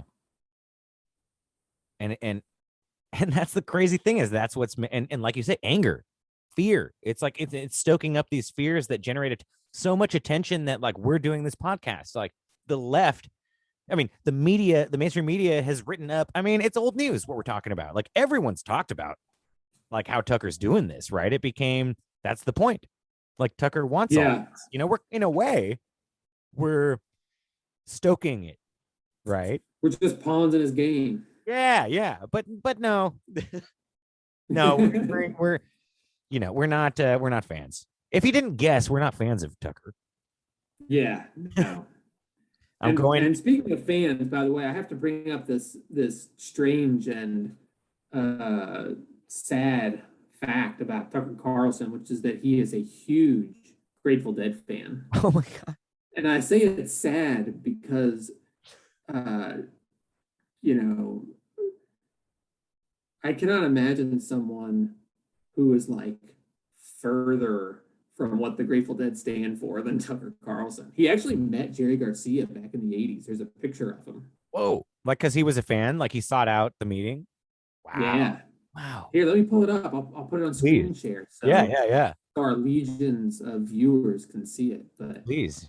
They'll be pleased.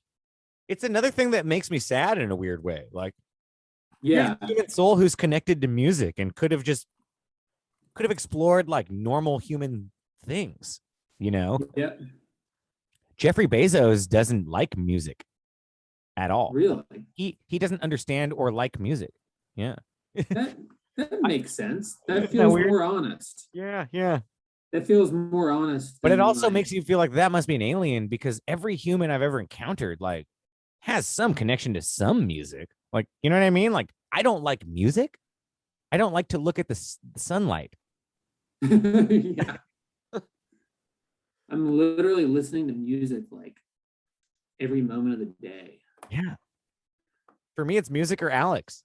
Right, right. Oh God, There look he at is. Tucker. Oh my God, he does look just kind of like he could turn out to be okay. He could turn out to Yeah. be all right. He could have. He had a chance. There he is with Jerry Garcia. This is 1988. Yeah, man. Oh my God, that's when we were born. For me. Yeah, I was born in 87, but Oh yeah. yeah. I thought And this I is in thought you were- California. Oh You my know, he's God. from Southern California. Oh, Tucker. Yeah. Oh God.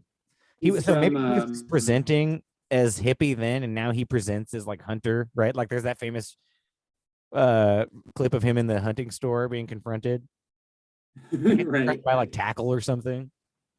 Yeah, out in Montana, right? Yeah. Yeah. Oh, So now you've seen it. Oh, thank you for sharing that, Peter. Yeah, I think he's from San Diego. Oh. I think that there's San Diego in some ways feels a little bit like Orange County, where it's like, oh, okay. Yeah. That makes sense because there's like a conservative, right? Like, I mean, even Riverside is super conservative, right? Ken Calvert. Yeah. Now we're getting home, getting California home. Peter's North Carolina right now, but he can tell us. North Carolina. Yeah, I am in North Carolina. But he's a North And- California or a Southern California boy. Yeah. I'm always there in my mind. But Tucker Carlson, it should be noted that despite being born in the best part of the country, and despite being a Grateful Dead fan, he was born into wealth and great privilege. Yeah. I'm talking beyond just kind of like regular white privilege. He had like unimaginable privilege. So you might even say that he is a wealthy elite. Okay. So it makes sense, like sort of why he's defending the stuff he defends, right? It's a status quo. I think to a degree. I mean, he definitely has a vested interest. Yeah. I mean, at least like, he could have just like, taken all his money and kept to himself.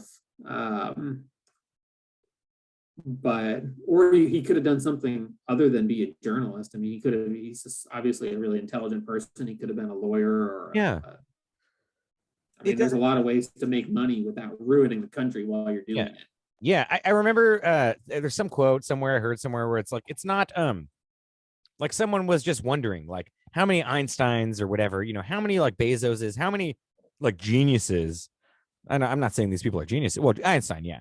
But like are out there that are just like the victims of like economic circumstance. Like they're poor. Like you would be a genius, but you're just fucking struggling in poverty. So now you're fucking selling drugs or whatever it is, And it's like, you're talking about Tucker being beholden to all this wealth. And it's like Jeff Bezos, Elon Musk, like Steve Jobs, like all of these people that like are kind of revered in society as doing a lot of interesting things are also beholden to just like enormous like benefits that like most people aren't. And then they kind of aren't like the greatest advocates for social change. You know what I mean? And I can't help but like wonder if there's like some defensive status quo going on, Yeah, like, well, look at Elon Musk. Bernie's story is like, oh, the opposite of that. Like, oh, I was just struggling to advocate for communities that I felt were disenfranchised my whole adult life. And you can go look back and find that I'm marching with Martin Luther King, and then you look back on like these other people and it's like, oh, they've always been beholden to wealth, and not that they were always explicitly defending status quo, but they're beholden to it. They got super rich. Now they're the richest people on the planet, and they are kind of against giving to charity largely. Well, not that, but they're against like anyone taking their wealth or taxing it or increasing any kind of aggressive. They'll take your wealth though. Right, exactly. They'll take their workers' wealth. Right, exactly. We'll let whole facilities collapse upon you and kill you. Right. You know, it's Yeah. No, deliver that package in that tornado. yeah. Free 2-day shipping. Yeah. Because Elon Musk obviously got rich off diamond mines. Right. His parents' diamond mines in South Africa.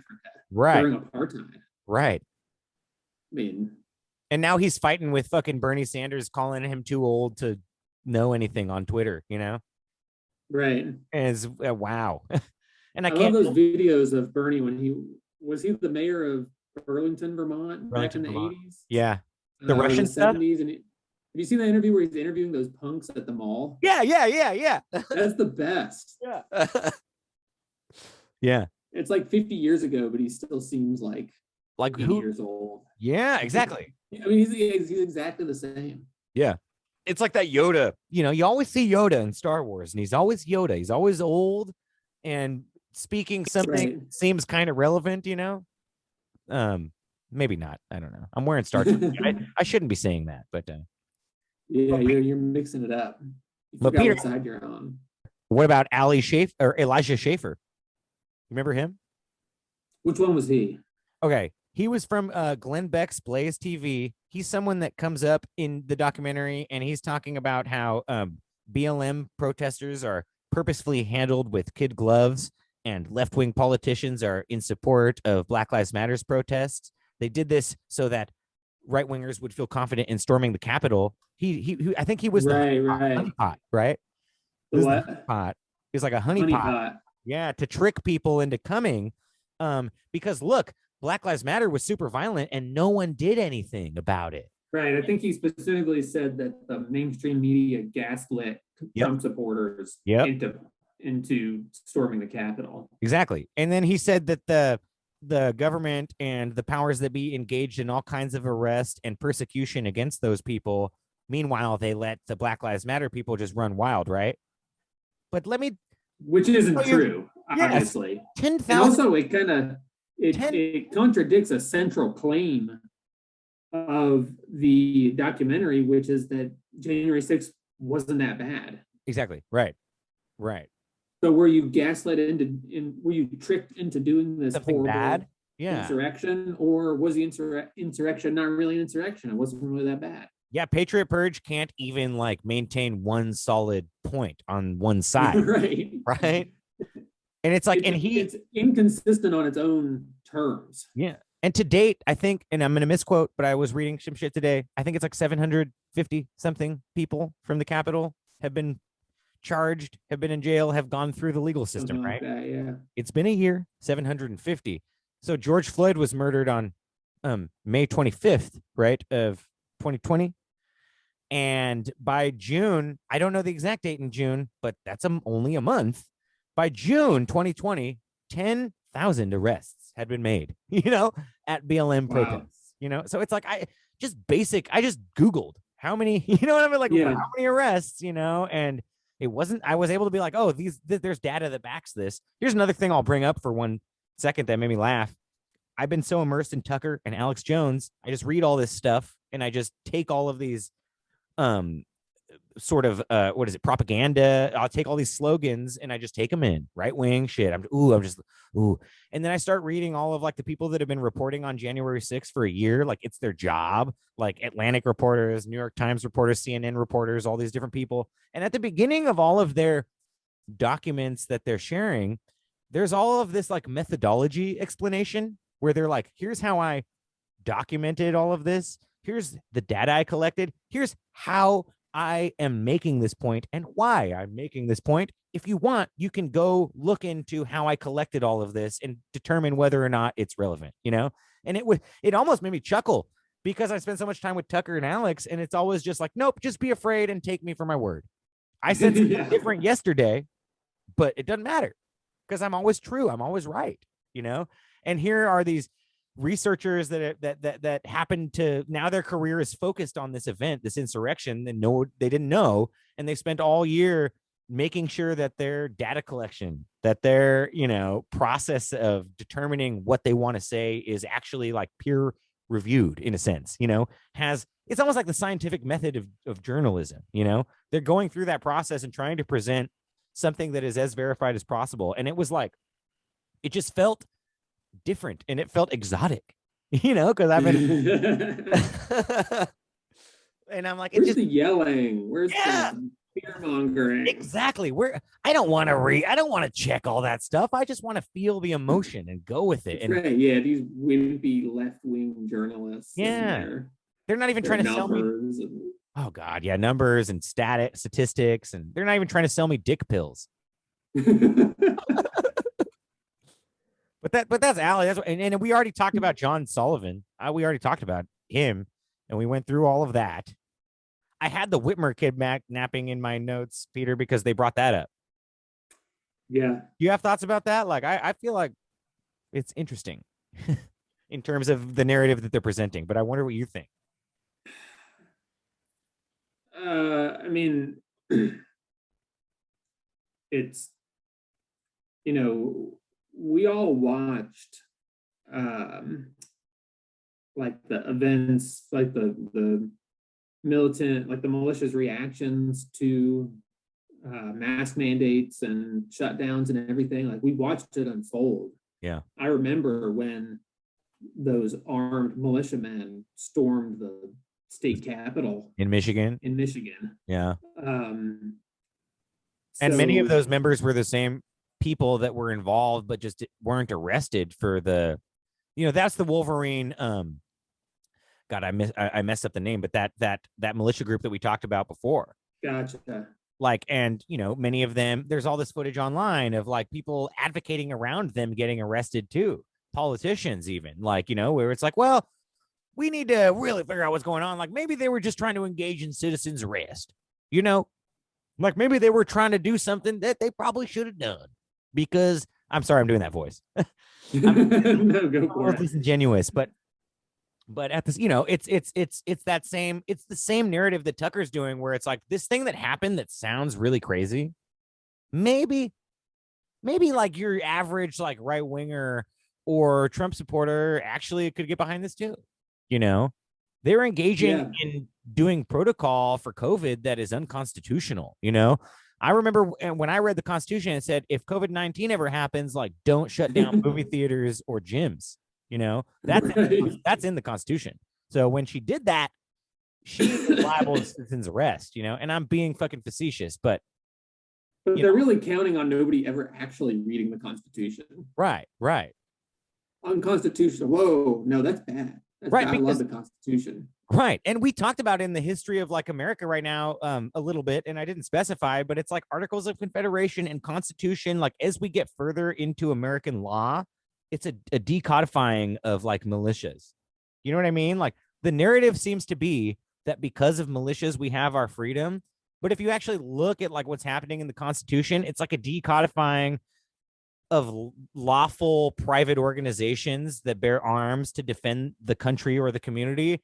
And it's it's a surge in like the military, and like we're gonna have like Air Force, we're gonna have all of these other things that are kind of like this club that you get into to then Space Force, yeah, to professionally defend the powers that be, as opposed to like doing it because you think it's like some beer room push, or right. You know what I mean? Like, and it goes like the actual history in a way goes kind of counter to the narrative that like militias right now need to be there to serve as a deterrent to like encroaching government, because okay, we're, like cost of living going up, like minimum wage not changing, in like wealth concentration going up, like poverty increasing, right? So how is it that, like, I get that like you're seeing government grow and all of these things are happening, but if you give it a little bit of a critical look, right, like it's because wealth is being consolidated and protected by a power that's instilled in the status quo. And in some level, like on some level, the Tucker Carlson narrative, the Alex Jones narrative is just like grassroots version of that. It's like, oh yeah, we're not like JP Morgan Chase. We're not just fucking up the world and the environment because it makes money. We're just fucking up like your personal life by convincing you that the election was stolen. You know what I mean? It's the same shit, but it's just a little bit of a smaller scale, and it's been transformed into like an actual party platform. Right. And it's really weird and it's kind of scary because I feel like it's not a quirk. It's not a element of a fringe. It's the mainstream. I mean, it's probably the central tenet of conservative orthodoxy right now. Right. So much so that probably no politician, no Republican politician is going to win in a red area, right, without embracing. Some of them kind of dance around it. Like Glenn Youngkin kind of did the when he was running for governor of Virginia, he did a little dance where he'll say, well, there were serious issues with the 2020 election, but then later put out a statement that no one's going to look at. Yeah. Saying, just to clarify, I believe that Joe Biden is the president of the United States. Yeah. But even that, like, of course he's the president. He's sitting in the White House right now. Yeah. You can say Joe Biden is the president and the 2020 election was rigged at the same time. Right. So, and that's not going to be there's a lot of kind of maneuvering like that, like double speak. And double speak, exactly. And like the double speak that invigorates like emotion and energy is going to be the thing that's shared and perpetuated, not the press release that said, oh, actually, right. Because Jones has done that too. Jones has actually like, yeah, I'm sorry I said that. And let me settle in court. And like, that's not motivating energy behind like the audience, right? It's like, it's like him lying every single day after he settled, saying, oh, I settled because of like a global elite that's actually like tricking us all. And that was like the most beneficial thing for me to do for the movement, And here and he doesn't even justify it that well. He just doesn't talk about it anymore. He just doesn't say that he did that, Yeah. Well, I think probably needless to say, most of his listeners aren't going to do deep dives into everything he says. Right. But now, and it's like, I know it sounds alarmist sometimes and everything, but now we're at a place where he's being, he's being requested to come speak before the January 6th commission. And he says that the commission's fraudulent. It's not constitutional. It's against God, probably powered by the literal Satan of the Bible. And what if I go speak in front of them, they're just going to use the mainstream media to say I'm a villain no matter what. So I'm not going to release the phone calls that I had with Donald Trump and Ali Alexander and all the people that we seem to know invigorated this violence. You know what I mean? It's just such Some of them are out there snitching on themselves all the time. Right. So I mean, to anyone who looks at it a little bit, because if you're passing, like, I've heard Americans have a short memory, right? And so if you're not obsessed with this kind of shit, and a lot of people fucking aren't, that's why I think Biden's speech today was so important. I don't know if you watched it. I did. It was surprisingly good. I love it. It was a forceful condemnation of January 6th, but also specifically of Trump. I mean, I don't think he ever actually named Trump's name, but he said the former president or the defeated president. He said the president has been defeated, right? Which obviously is meant to stick in Trump's craw.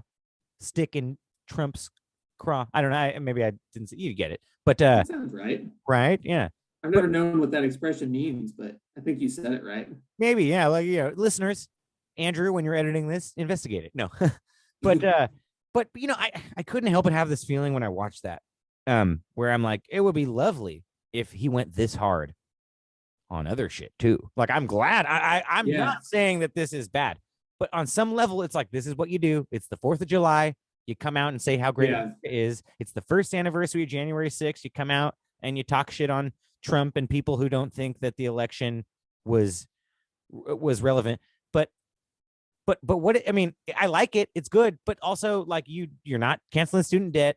You're reneging on all of the promises you made to say that you were kind of like Bernie and Elizabeth Warren. What the fuck? You know what I mean? Like, on some level. Yeah, he's got to hit harder.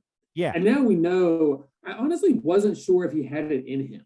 Yeah. Because his speech today was so different than how he normally is. You're right. But now I know that he does have it in him. He can give a really forceful, loud, like he was yelling the entire time. Right. You know, a whole new side of you. Right. I've seen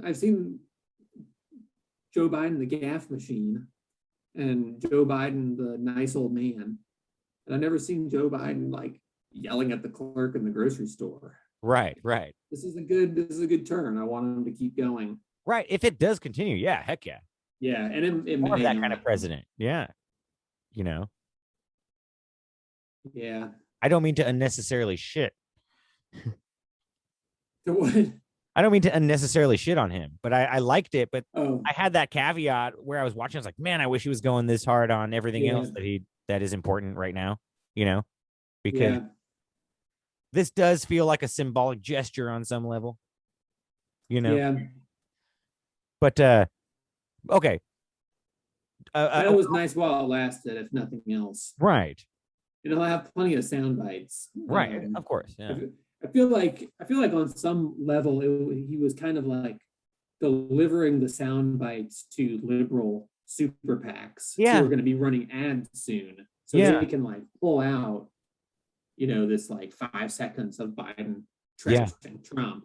Yep. And let the PACs do the dirty work. Yeah. With their you know advertising money. You're right. And it's like, yeah, the headline that I saw that was like, this is the most important line. And it was like, you can't love the country and at the same time, like disagree with like the democratic process, something like that. Right. Right. Oh, you know, and I'm like, yeah, it's good. But it's like, we've been talking about Patriot Purge. Like we've been talking about this demographic that is like the right wing that like knows that like that's all bullshit or thinks that that's all bullshit and is just pandering to the takeover. It's the deep state pandering. You know what I mean? And it's like, who are you fucking talking to? Because the people that voted for him were like, ooh, he's going to cancel student debt. Ooh, he's going to take healthcare seriously. Ooh, right? Like all of this stuff that is kind of a little bit deflated now. And it's like, it does feel really good to hear that. Like as a person who voted for Biden, and as a person who is really trying to get behind like the Democratic Party in some way, you know, not that I can't switch, but you know what I mean? It's like, I'm just your like, options are limited. Exactly. Your options are extremely limited right now. I'm just happy with Bernie that Bernie's still alive and posting, man. Like, and act and working. We got the squad, we got AOC, like shit on all these people as much as you want. And on some level, maybe they're engaging in some of the identity grift too, but like the reason they're doing it is like we're trying to effect change. And it's like, you know, I like the artists that are like promoting themselves but are also saying some shit that makes my heart full, you know. I mean, it really is going to have a good I mean, the thing about right-wing grifters is that the right-wing grift offers a fantasy. You know, you get to be an active participant in fighting the Democratic baby-eating cabal. Yeah. Whereas the left-wing grift, if there is one, still delivers, at least in theory. They still have time to deliver on, you know, canceling debt or, you know, middle class tax cut or whatever. Right. There's a tangible, real benefit. Right. But we're seeing, as we're demonstrating kind of in this talk and in the Tucker Carlson, like invigoration of extremism on the right for these like narratives and stuff that kind of, you know, support like the status quo and power structures that are not helping us. Right. And that is like invigorating a lot of support. But we also see at the same time, like, as you've said, that the country is skewing to the left, like a lot, like, you know, they do polls and people want healthcare. People want like living wages. People want these things that would help, and that's true. But the thing that sells, as we talked about before, is the angry face, is the algorithm of the right wing, is the reactionary politics of the right wing, and to some extent the left, you know?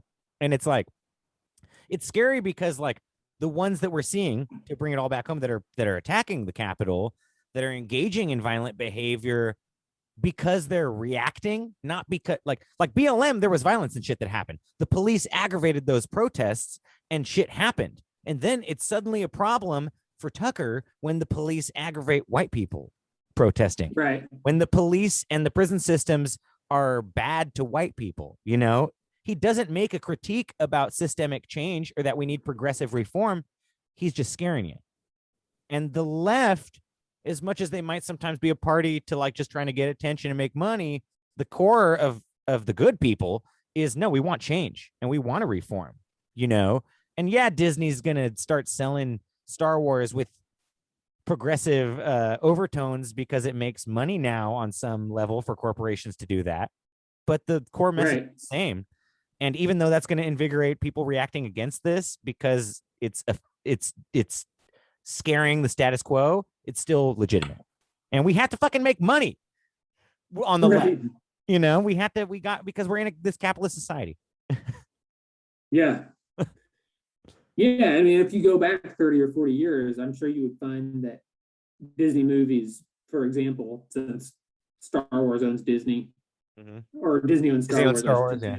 And the Beatles. Disney movies in the 80s and 90s were probably more conservative, more conforming to traditional gender roles. Yep. I don't remember any like single heroines. You know, now there's a little more flexibility. I'll tell you one, maybe in the climate of like Harvey Weinstein and where you're just allowed to fuck whoever you want, no matter if they're like 13.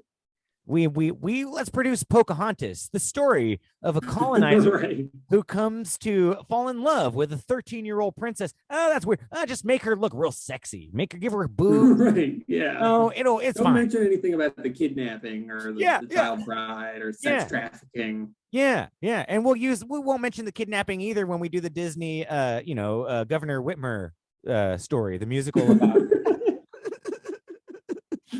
So when does the Harvey Weinstein Disney movie come out? I know it can't come out now because Disney, it's not Disney profitable. does QAnon. Yeah, well, it's not profitable anymore.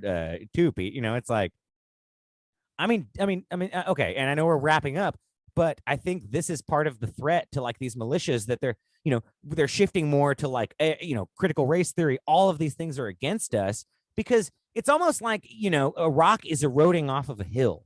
And it's on the top of a hill, and the sand underneath it through wind and water and moisture is starting to erode. The rock is starting to fall, and that's a natural thing.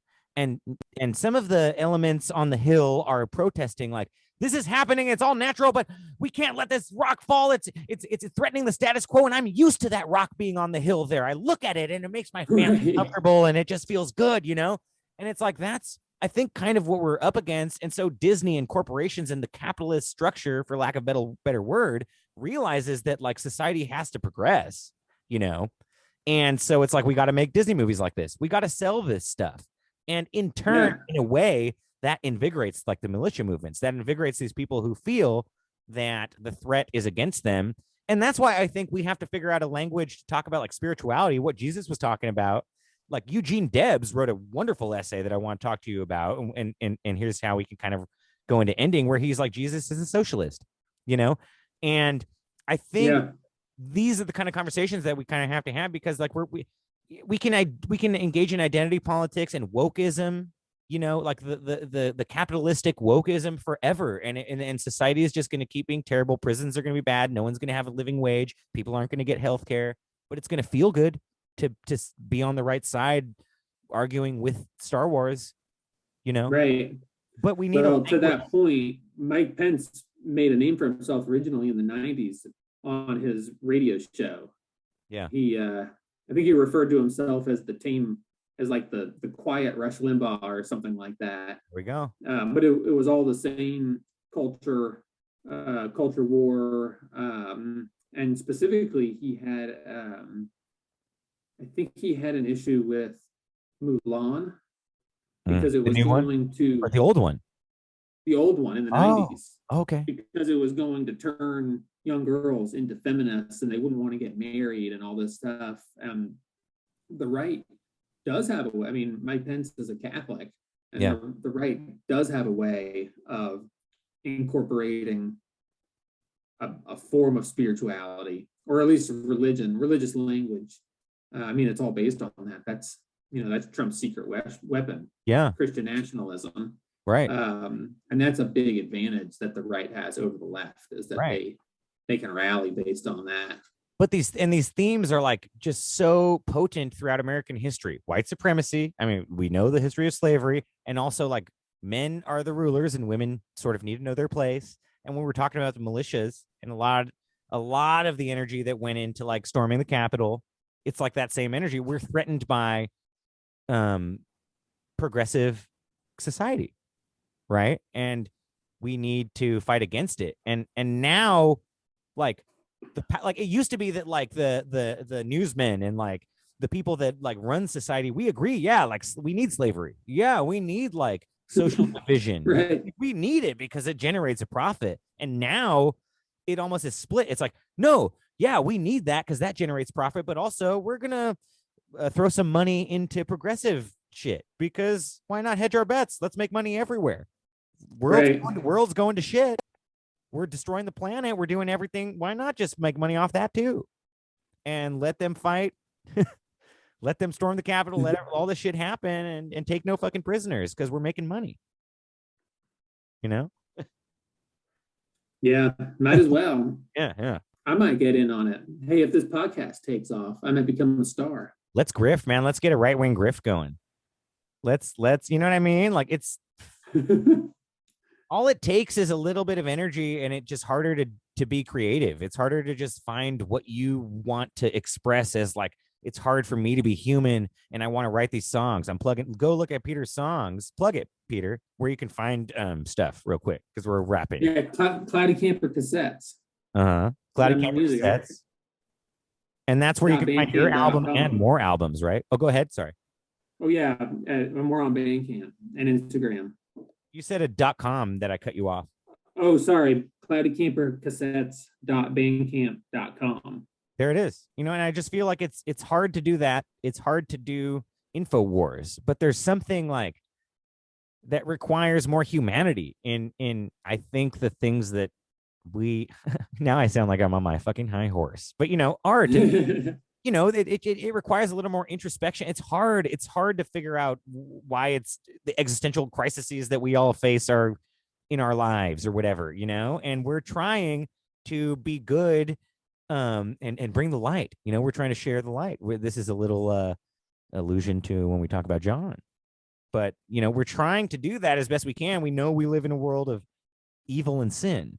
And, you know, I just admire you, Peter. I admire a bunch of the sources that I got info and read about January 6th for. All the people that are devoting themselves to like investigating the militia movement, investigating the right. Like, you know, I do it because I'm interested and it's weird and I like to annoy my family. But you know, I'm just proud that there is humanity in the world, Peter.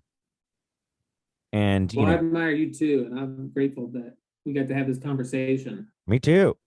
And I'm looking forward to the next one. Me too. Yeah, it's going to be spiritual. It's going to be social justice. It's going to be everything. So just look for it and check out Peter's stuff. And that's Nobody Knows Anything. That's actually the title of this podcast. That's right. I don't know anything. Me neither. I just like to talk. Yeah, I made up everything I said. I don't. Some of it might be true. I don't know. Me too. Yeah, like I just want you to buy my fucking supplements. Like, I didn't do any research. I didn't do anything. All the sources you're gonna see are fake. So look into them or don't. Andrew Saxine's dick pills. Yep, it's my. Yeah, they're made from my dick. I saw that short film you made. Hey, it's, you know, we don't have a living wage, you know, it's been the pandemic, you know, a lot of people have been unemployed. We got to start cutting off shit and eating it. There's Peter plugged me, so, you know, go watch that video if you want. Fast food films at YouTube, whatever. Fast food films on YouTube. We're rolling out. All right, man. I love you, Peter. Love you too. Until next time. Until next time, sir.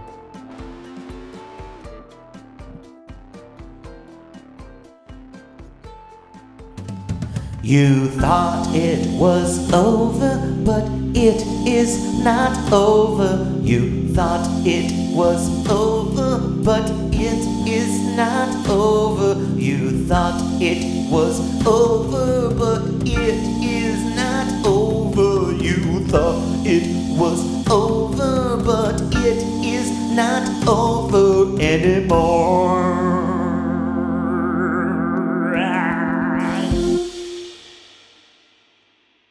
Yes, that's right. Believe it or not, there is more after 2+ hours. We said so long to my great friend Peter, artist, human, husband extraordinaire. But I want to do a part 3 because there are a couple things I wanted to talk about. So, part 3, the shitstorm for us. I wanted to talk about the effects on our world and our democracy, right? So here's one thing that's happening. Voting rights are being further stripped because of the lie that fueled January 6th, that the election was stolen.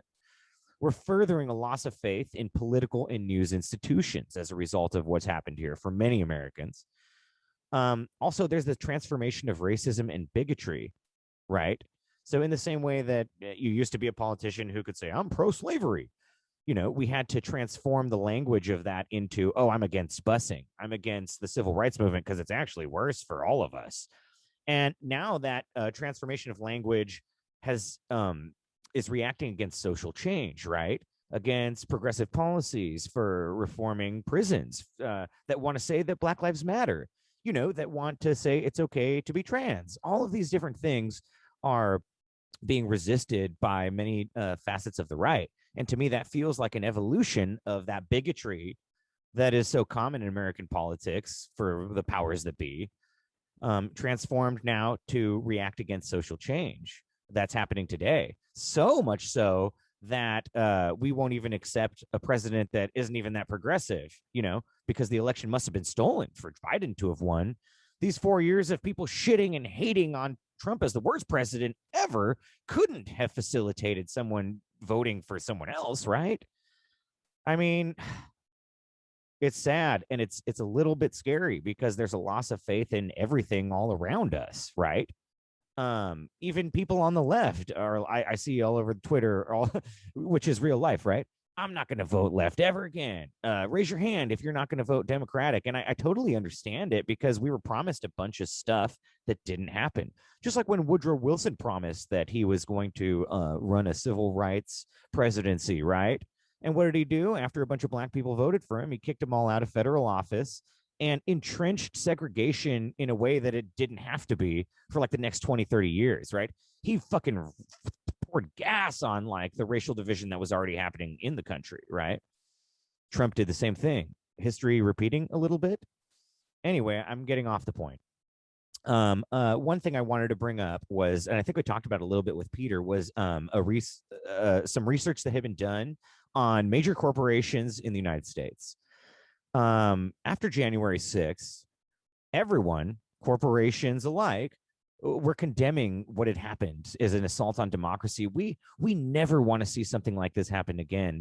Many corporations and many financiers of Republicans and Democrats alike had said, right, after January 6th, we don't want to fund politicians that are encouraging lies that bring about this kind of violence, right? They made a big point of tweeting about it, of, you know, making virtue signally statements. We're never going to let this happen again. Lo and behold, a year goes by and some people had researched what many of these corporations had done with their money after saying they weren't going to donate to people that were perpetuating violence, to put it simply, right? So they found that they said that they weren't going to give their money, but they did it anyway. Which makes you wonder, do these corporations even care about protecting democracy, or did it just seem popular to say that and then continue funding the people that are fueling the lies, right? I mean, so that happened. And in that same year, there were attacks on voting rights all across our country, right?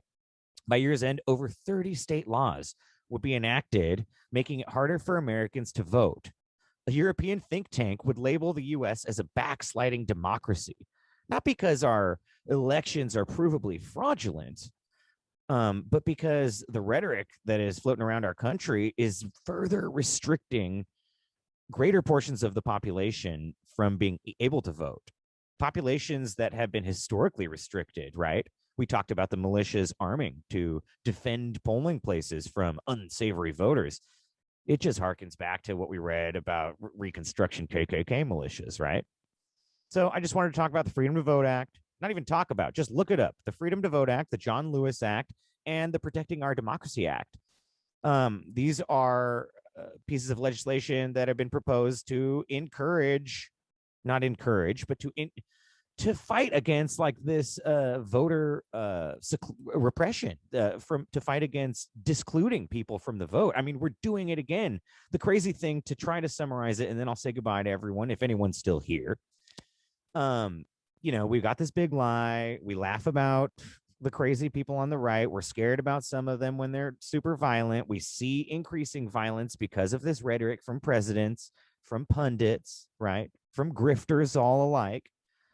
And we see a normalization of the exclusion of people being able to engage in democracy, right? Because the media is lying about January 6th, and because of what Tucker tells us, that we're all threatened by our government for speaking our truths and for being true patriots. That's the true narrative of January 6th, because half the country, you could say, believes that voting rights are just further restricted. Like, it's more palatable now to say, yeah, we should make this something that we politically engage around, restricting the right to vote. And in the echo chamber, the context of where we are, for many people, it doesn't feel like they're engaging in the same restrictive policies, maybe racist, bigoted policies that have historically happened, but pundits, presidents, politicians have painted this picture for us that we need to be scared of this election, that you all need to be scared. So to close, I will say, please don't be afraid. I'm going to post all the sources here and on the YouTube info, anywhere we post the podcast. We love you. If you're afraid, find someone else who's scared too, and hug them, talk about it. We're in this together, no matter if we feel scared, powerful, or whatever. And thank you for listening to another episode. Our love to you from the crew, from me. Mwah. Play that in outro song again for the second time. Bye.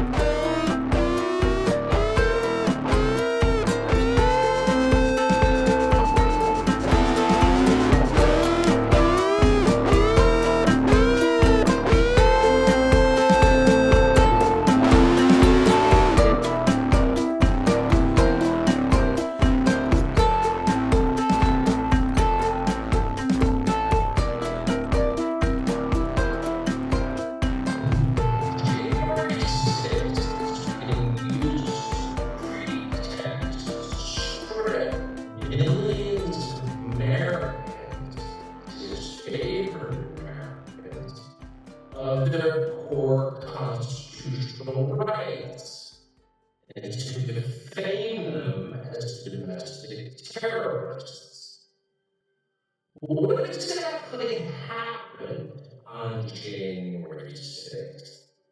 How much of what we were told about that day is a lie?